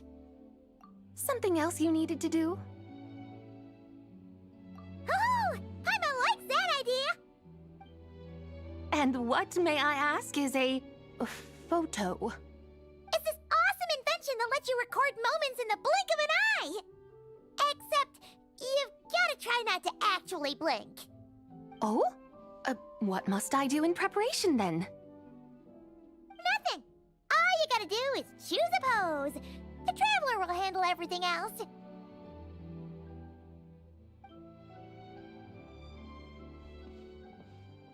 Come on, let's give it a try. Look! We got a great picture! Paimon's gonna call it The White Horse Adeptus Meets the White Horse Adeptus in Liyue Harbor. Very pretty picture. Huh. They've even discovered a way to preserve moments in time. Now I truly am curious to witness what else these mortals might accomplish. Very well, let us proceed. Eugene Terrace lies in that direction, does it not? Hey, wait for us!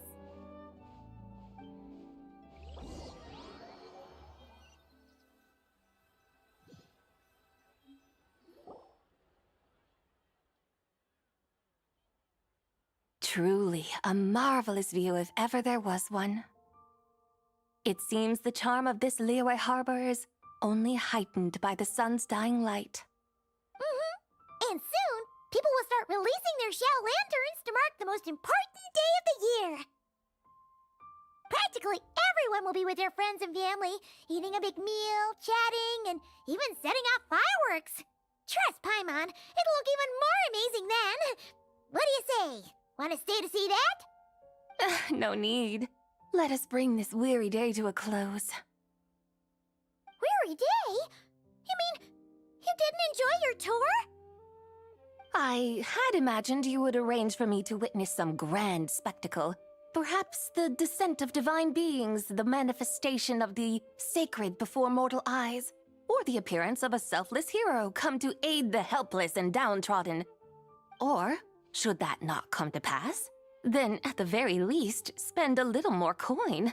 For that, it seems, is how one finds true enjoyment. Alas, but there was none of these. Instead, we merely filled our bellies, listened to tales, and gazed upon a crude imitation of my likeness. And now the sun begins its descent. What a day of quiet tedium. Well, we're so sorry. If we'd known that was what you wanted, we'd have done it all differently. It's all that Jiang Li's fault for not making the customer's requirements clear. Well, it's too late now.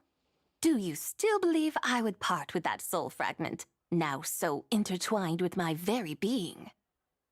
But... I knew you were the more astute of the pair. Huh? You were just trying to scare Paimon? It seems the realm of the Geo-Archon has a way of making one more stony-faced. So, you were just pulling Paimon's leg? Yeah. Even I realized Of course. that. I was merely engaging in a little banter with the two of you.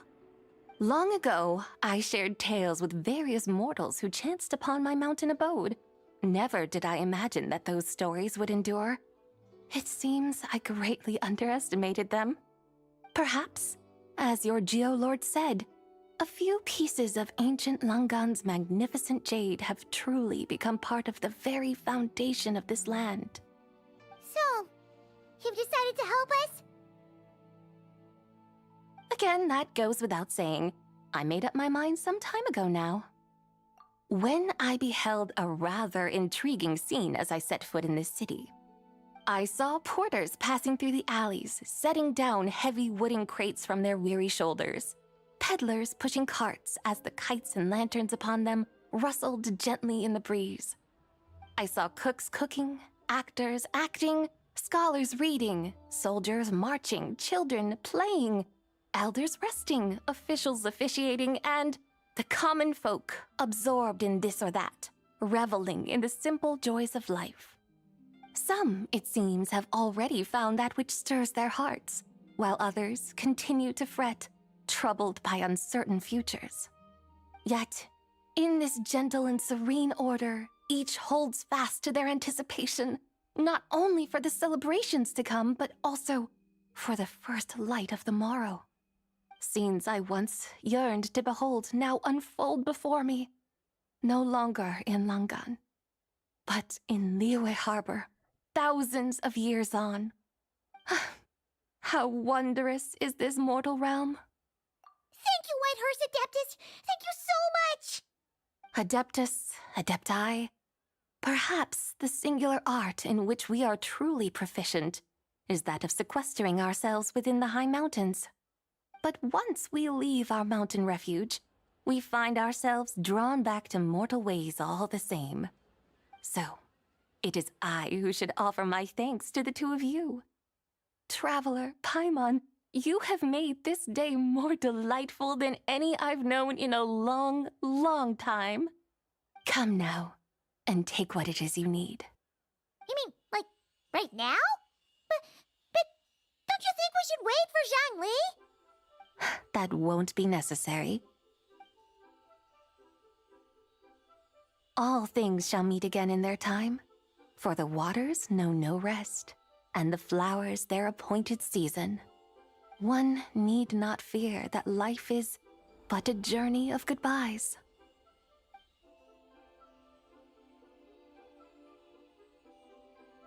Is she gone?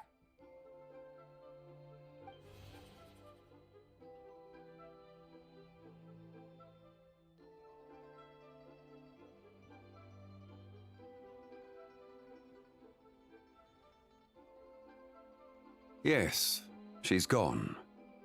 A deadly self is formed from the body's impure vapors, so naturally it cannot survive long in this world. Had it not been sustained by the remnant of Zibai's soul, it would have faded away a long time past. Now that the remnant is gone, it has severed its ties to the mortal world. Zhangli! When did you get here? A while ago. Paimon would have thought you'd at least want to say goodbye. Though mountains endure, the ceaseless waters will, at last, wear away their sharp edges. Thus must I meet the marks wrought upon her by the ruler of time with great caution. It may be goodbye for now, but someday we will meet again. Really? And when might that be? Who can say for sure? Years and years from now, perhaps. Or maybe tonight, at the Lantern Rite. Are you saying that if the Whitehurst Adeptus were to be resurrected, she'd still have the memories of the three deadly selves? That she'd still remember us? We will find out soon enough.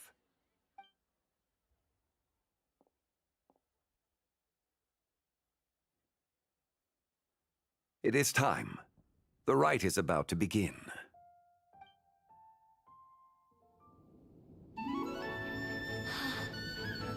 The rite is about to begin. Is the moon really gonna disappear? Got your lanterns ready, everyone? All set. Might be about time to put eyes to the sky. Wouldn't you say, Tianchuan? Look.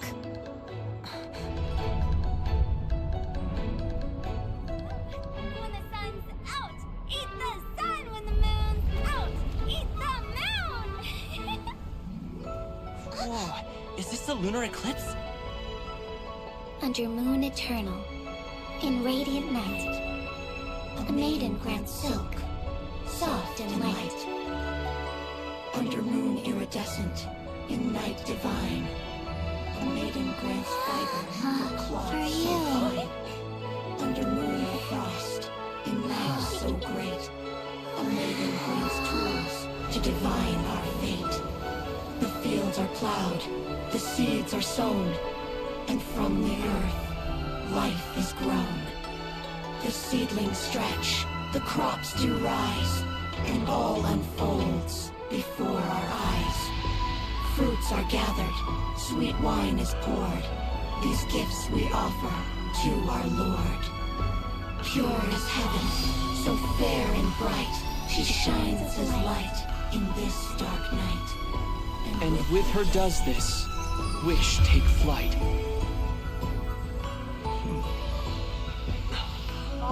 Devoted soul, scattered and unbound. Let this lantern guide you home.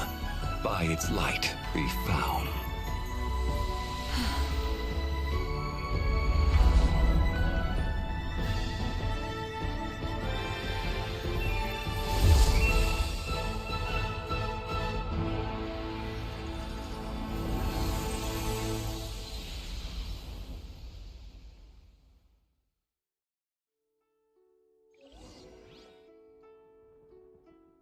Did we do it? Do we finally get to meet the real White Horse Adeptus?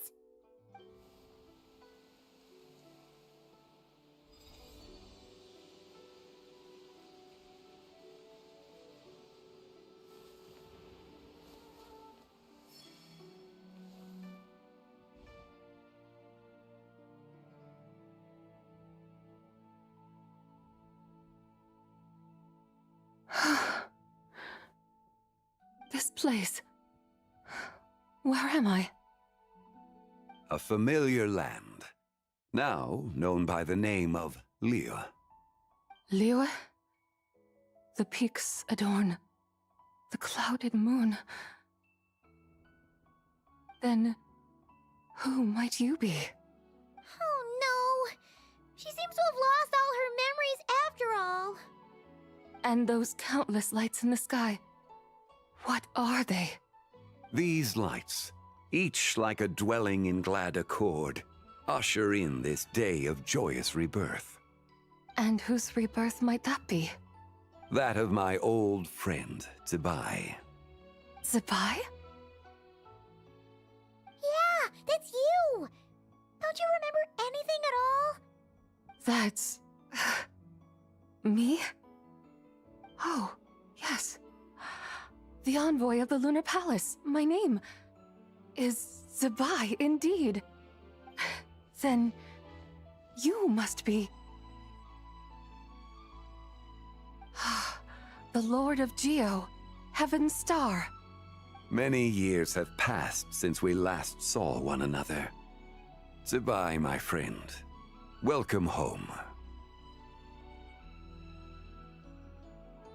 Home? But why does this place, this Liyue, feel at once so strange and yet so familiar? Who you are? Who are you? Ah, yes, I remember now.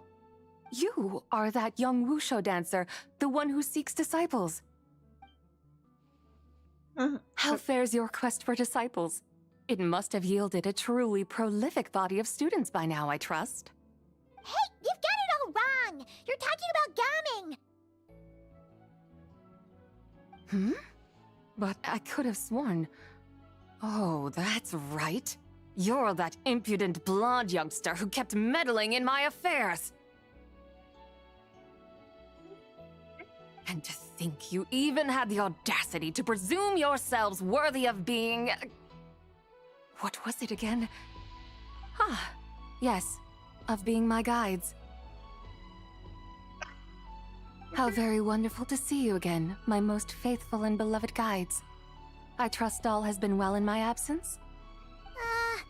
Well, she finally got it right. But that sudden mood swing felt even weirder. It's like her head's packed full of slimes. It is possible that her cells have not yet settled. After all, they've only just been brought back together. It may be some time before she fully recovers. Huh? You mean, kinda like she's still half asleep? That I cannot say for certain. Perhaps a few days, perhaps a few years. A few years?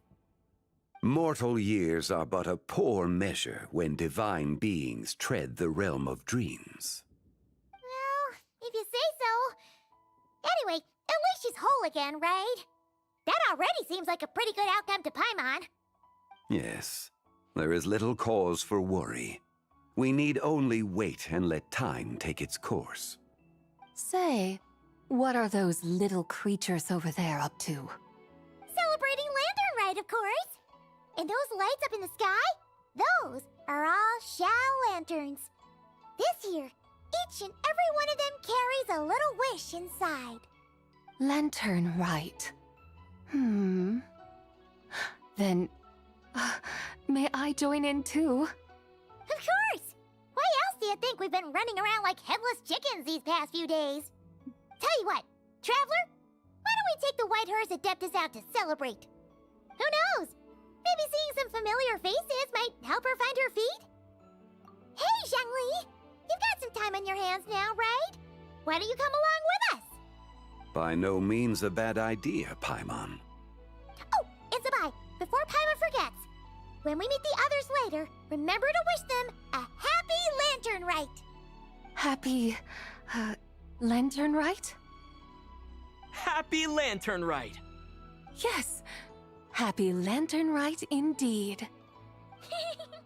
Well then, let's go!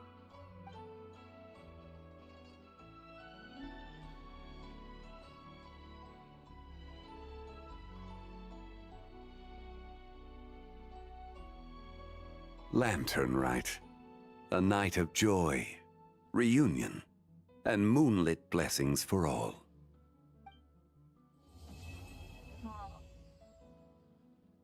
Yeah, that was amazing of that cutscene.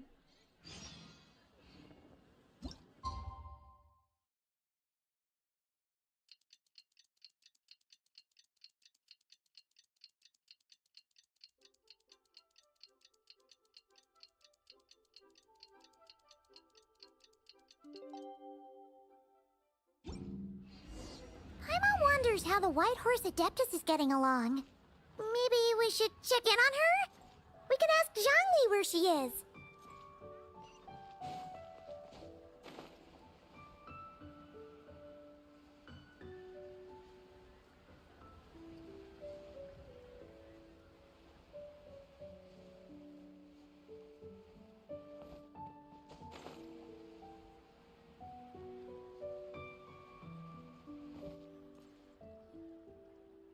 Oh, looks like Zhangli hasn't stopped by for tea today.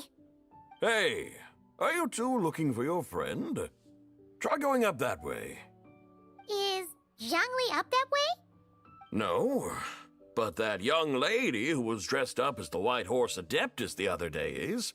She's your friend, right? I just saw her head toward Wanmin Restaurant. I was wondering why she was eating alone. But then you two showed up hot on her heels. Oh, what luck! We were just on our way to find her. But what's she doing at Wanmin Restaurant? I have no idea. I said hello, but she completely ignored me. She couldn't have forgotten who I am, right? I mean, we're kindred spirits, aren't we? Maybe she's still half asleep, but her brain might be a little fuzzy.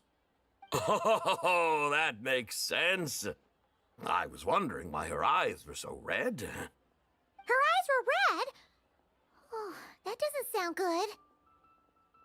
You young people, staying up all night because you think you're invincible. Look at your friend. Missing out on sleep so she can pretend to be the White Horse Adeptus. That's where that leaves you, you know. A word to your friend from someone who's older and wiser. She really needs some rest. Paimon won't be so certain about the older and wiser part. Yeah, what was that? Hurry along, then. Oh, and don't forget to come back and check out my Rex Lapis cosplay when you're done. Oh boy. Oh boy. Something is not good.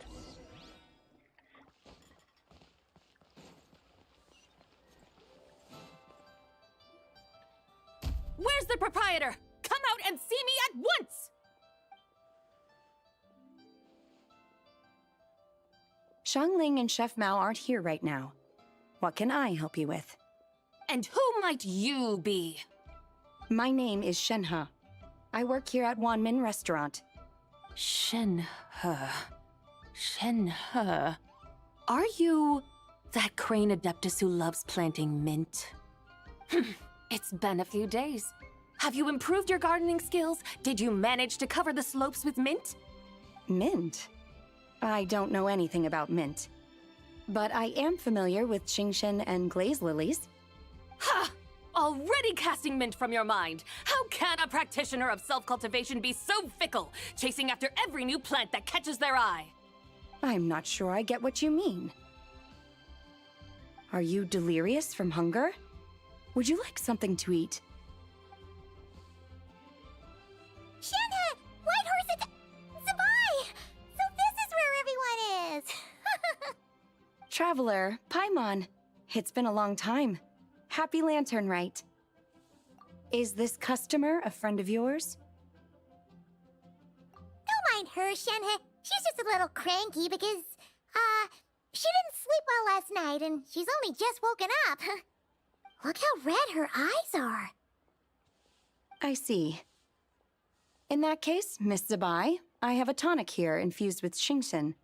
It's cool and soothing when applied to the eyes. Would you like to try a few drops? Stop right there! Who are you two noisy children? Hey! Have you forgotten about us already? Guides. Yes, I seem to recall something about some guides. Ah, yes, now I remember. What luck! I was just looking for someone to show me the way to Elong Wharf. Huh. Is she starting to come around? Someone requested my help in purchasing some tea leaves.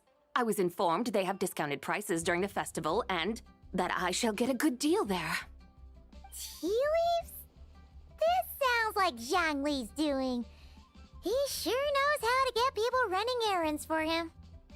Your friend Rex Zhongli initially requested the most expensive tea, but then a young lady in a hexagram hat mentioned he'd burned through the Wangsheng funeral parlor's yearly expenses at an exhibition a few days ago. As such, he is only permitted to buy items that are discounted this month. Oh, that's his boss, Hu Tao. It's about time she realized the problem and put a stop to his spending sprees. Oh, I see. So that's why you're here. Unfortunately, Wanmin Restaurant doesn't sell tea leaves. If you're truly in need, I could gather some wild tea from the mountain slopes. You don't sell tea leaves? But I remember your boss, Miss Lu, saying that she owns tea fields. You really should get some rest. The person you're talking about isn't the boss of Wanmin Restaurant. She's just like you. She came here to eat. Is that so? Life really is full of surprises. What surprises? Your brain really is as gooey as a pack of slimes. Paimon can't believe Zhongli entrusted you with going all the way to Yilong Wharf and buying tea. That would be excellent, my dutiful guides.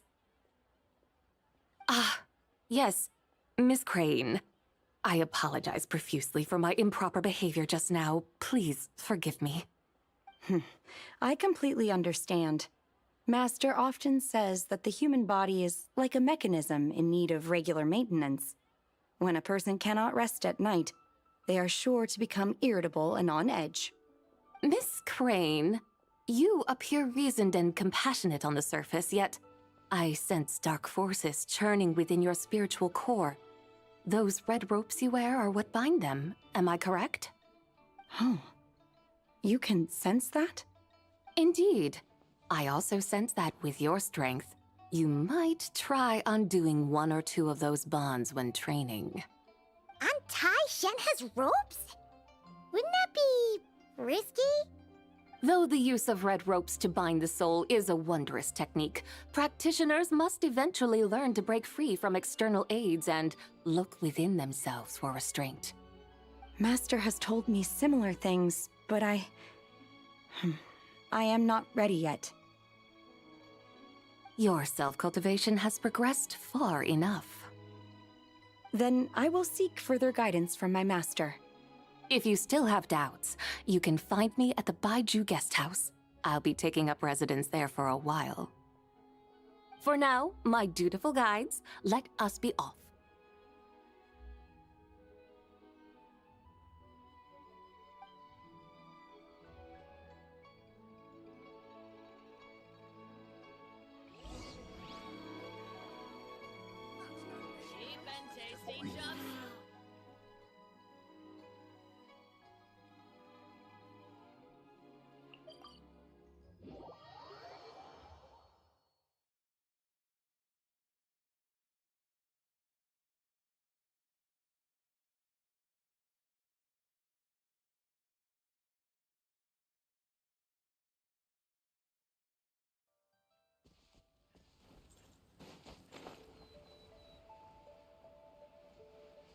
Aren't we going to Yilong Wharf? How do we end up on this mountain? Is that small town over there not Elong Wharf? I sense a familiar scent wafting through the air. You're right! Except for the smell part. Paimon doesn't smell anything. That is because this scent is the essence of jade, which can nourish the spirit. Oh, yeah! Shenyu Vale does have a lot of jade, but Paimon didn't think jade smelled like, anything. Naturally, this has reminded me of something. And what's that? A few simple tricks for mastering one's power.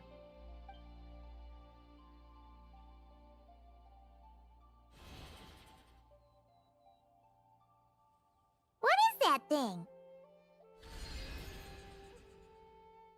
I'm sure you've been to Elong Wharf many times before, but I wonder if you've done so while cruising through the air.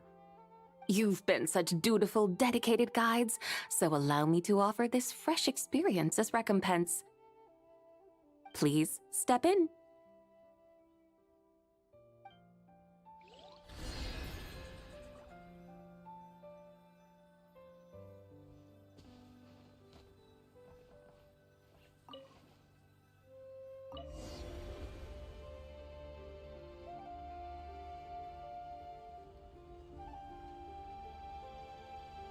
This is amazing! Paimon feels just like an Adeptus flying through the sky. What is this thing?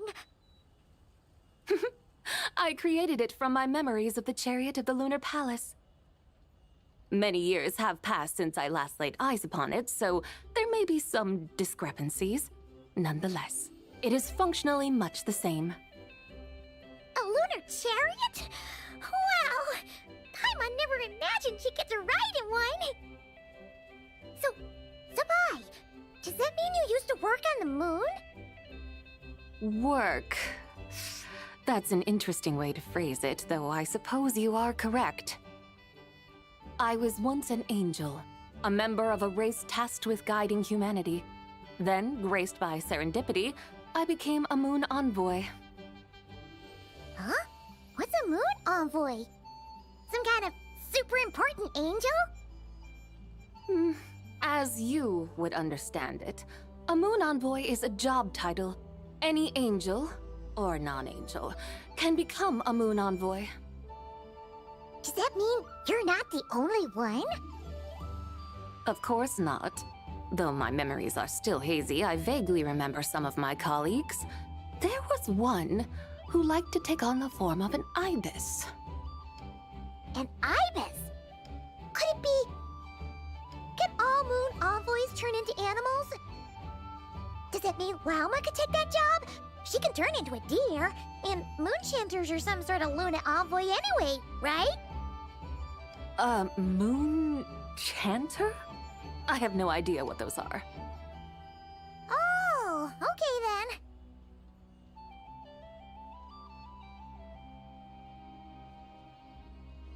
Could at least also try to... Paimon thinks she saw a tea vendor over there! Very well. Let's take a look.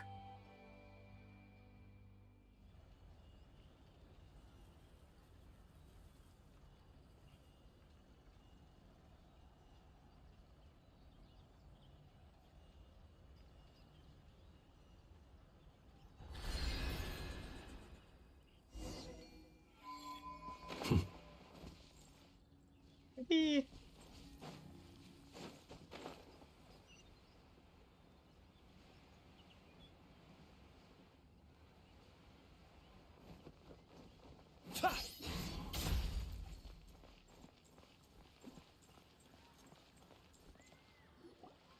Welcome. Please have a look around.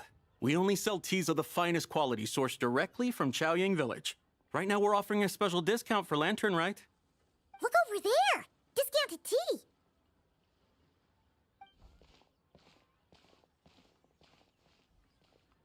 Dear customers, are you looking to purchase some tea leaves?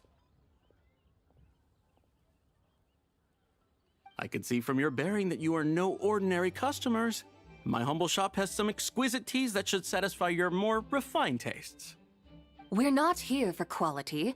We're looking for a discount. A discount? Well, that's a coincidence. Our Sungla tea is on sale right now. A special festive offer.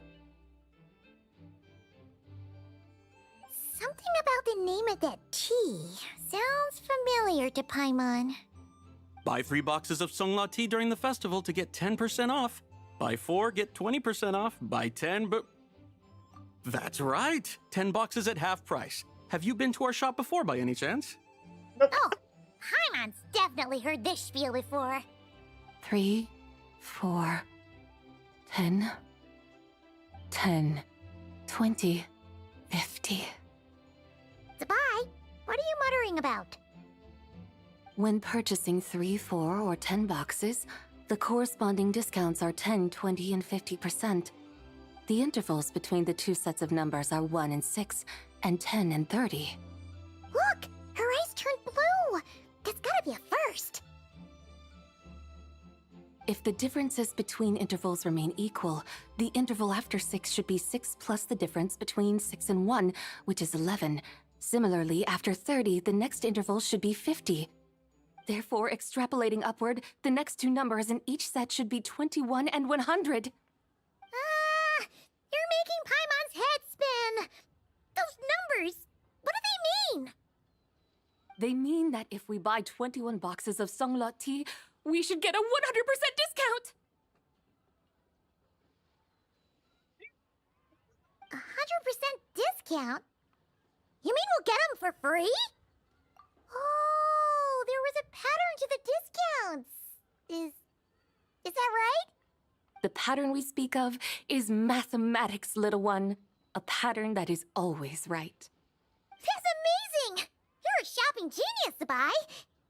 Oh, wait. Something feels off here. I had no idea our shop's discounts were tied to the laws of nature. I've learned so much from you, dear customer. No need to thank me. Now, please give us our 21 boxes of free tea. Wait! What's the matter? Paimon just realized what it is that's not right.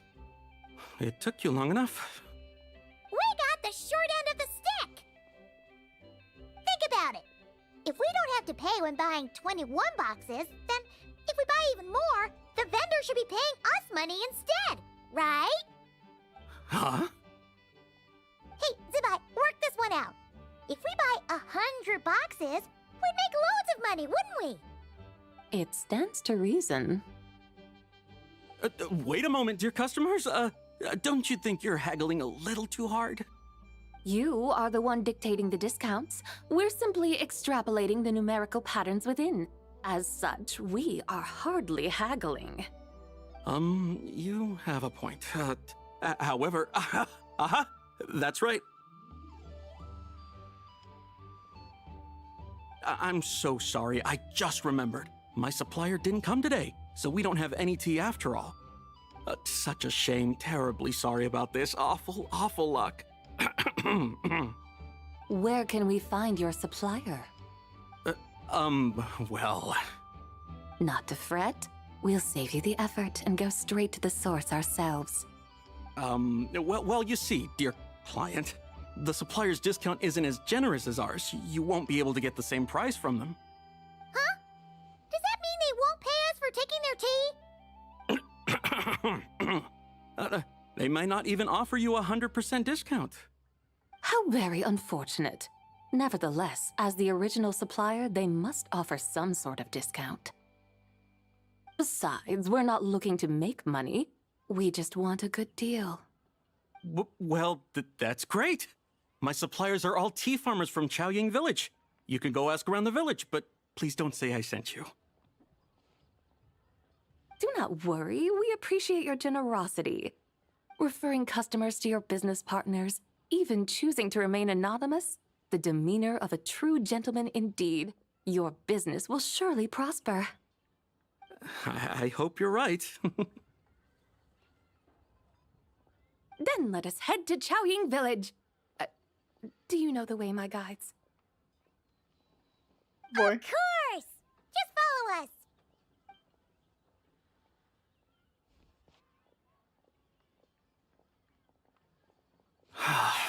What otherworldly beings were those? Thank the heavens I managed to send them on their way.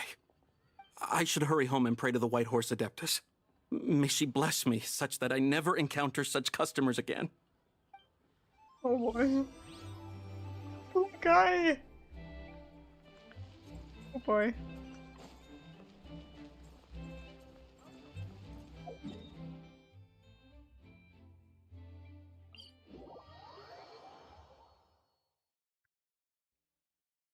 Okay, I might not be doing any FD minigames today, but surely tomorrow I will do them.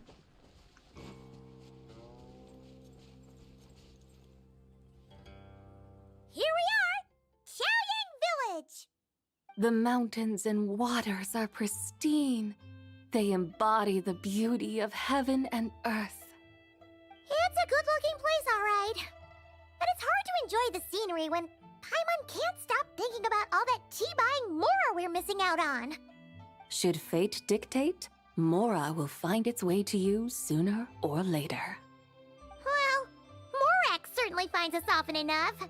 He even sought us out in person this lantern rite. For now, let's look around and see if any tea farmers are selling their crop. We'll be able to see more clearly from up high. Let's take to the sky and enjoy the beautiful scenery while we're at it.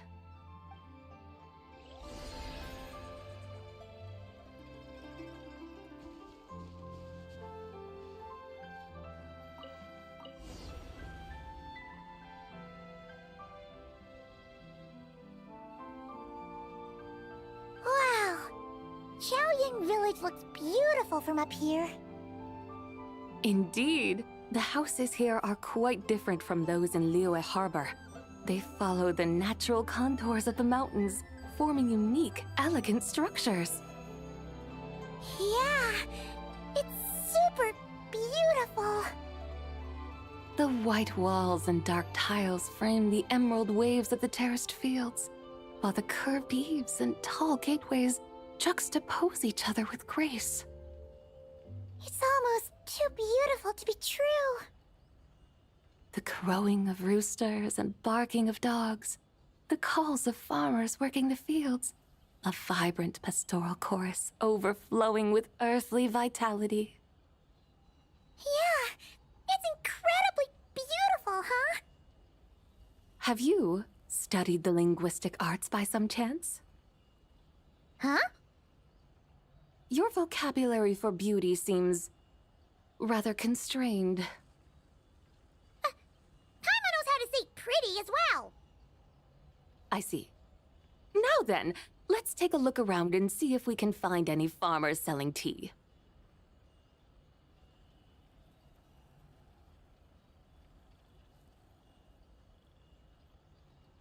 Look! There's someone in that tea field! And they look kind of familiar. Wait, is that Lu Xiangxiang? And who is That? Oh, you'll remember her once you see her up close. Hey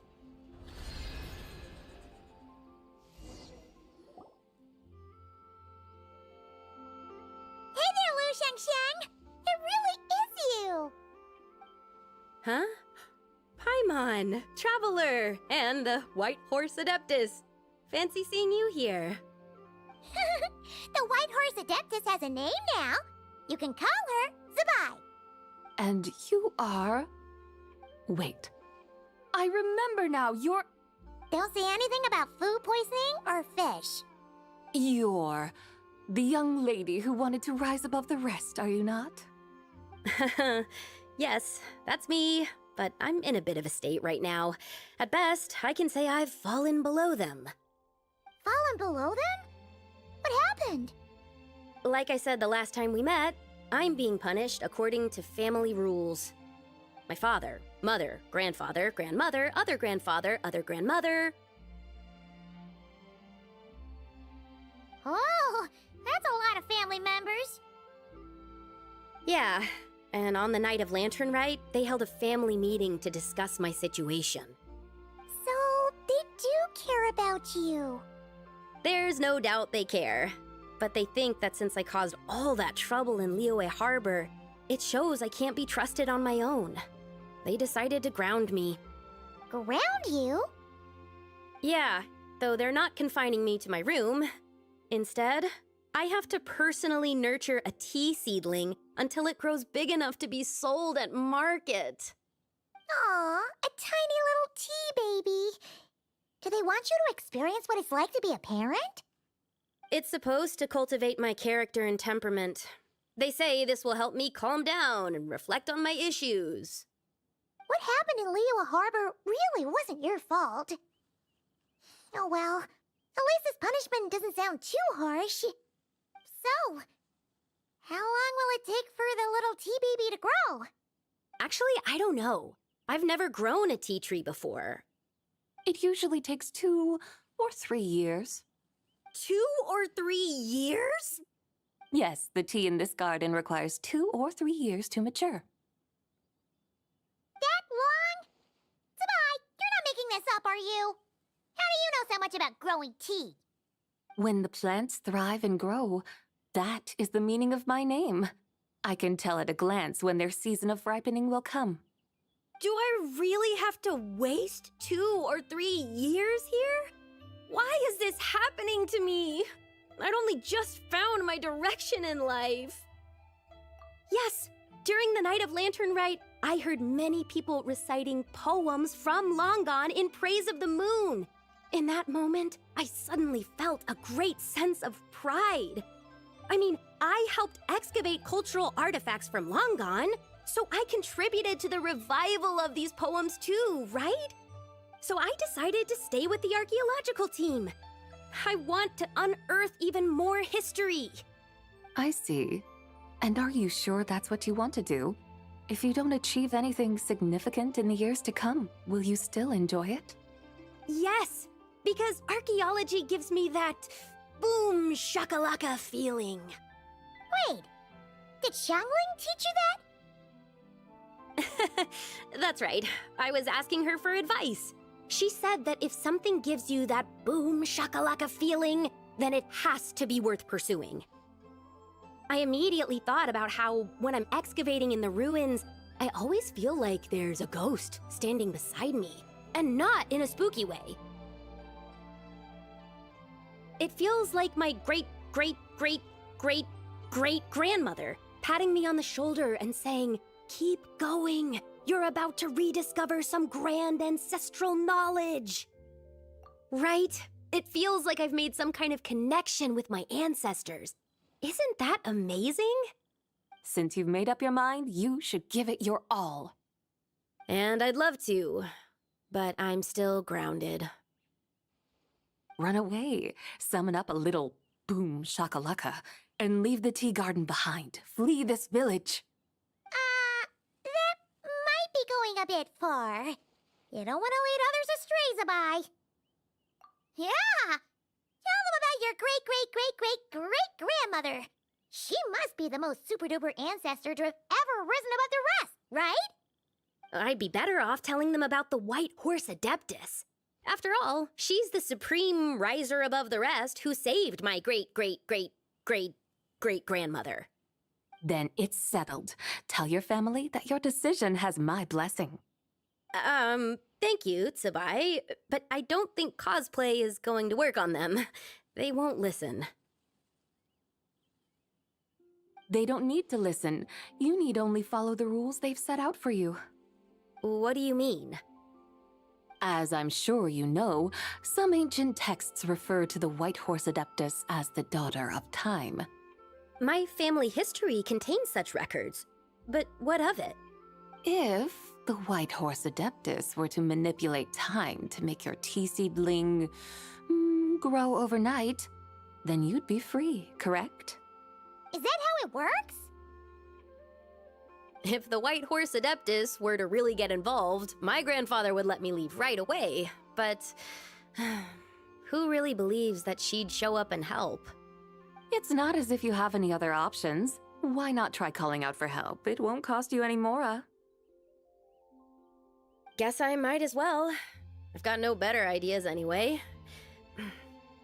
White Horse Adeptus, if you can hear me, please save me from my predicament!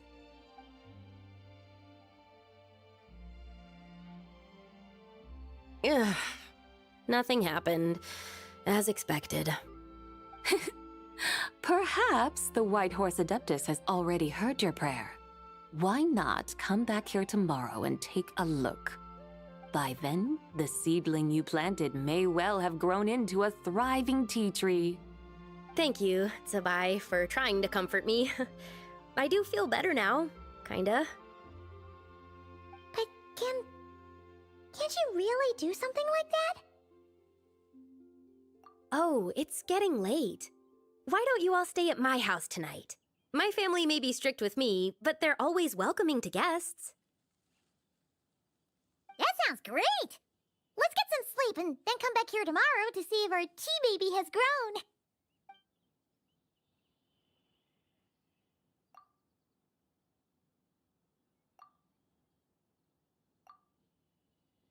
Oh, the tea tree! Whoa! Your tea baby is all grown up! Indeed, it has grown into a mature tea tree that can stand tall in the face of wind and rain. How is this possible? It must be the work of the White Horse Adeptus. Your prayer must have moved her! Are you sure? Perhaps she heard your prayer and chose to answer the call. She once saved my great-great-great-great-great-grandmother. This time, she saved me. That's incredible! Your family must be blessed by the White Horse Adeptus. I guess so. I need to tell everyone the news right away. They'd better. Since this is the will of the White Horse Adeptus, I don't see how they could object. Go. And if you run into any more trouble, call out to the White Horse Adeptus just like yesterday. Thank you so much! Paimon really thought you were going to use Adeptal energy to make the tea baby grow, Zubai. When an Adeptus exerts effort, consuming their energy, is that not using Adeptal energy?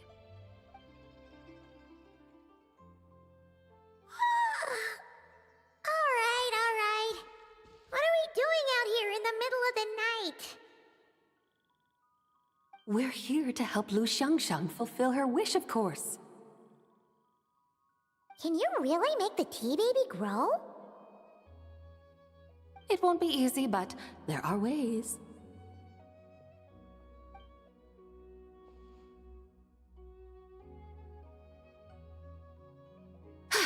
There, it's grown. Hey! You just transplanted a tea tree from over there! So, there's a mature tea tree here now, yes?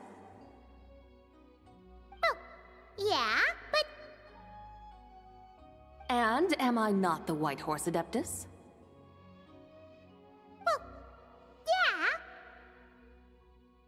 Is this tea tree then not a manifestation of the White Horse Adeptus's will? You're not wrong. But again, there's something not quite right about this.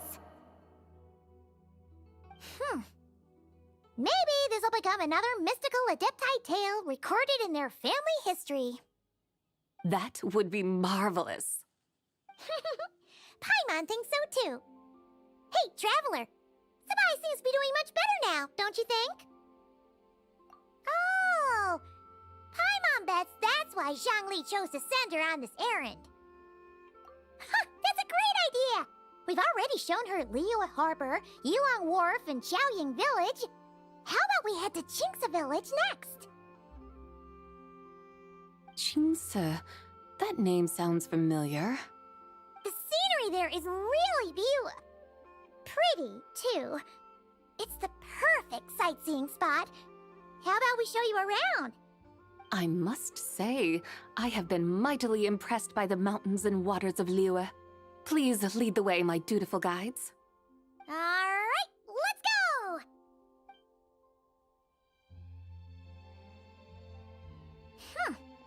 Paimon can't help feeling like we've forgotten something. Pay it no mind. I've already forgotten more than you will ever know. All right. If we forgot something, it can't have been that important to begin with. Qingce Village, here we come! Yes, but I will continue this another time. It is over for today.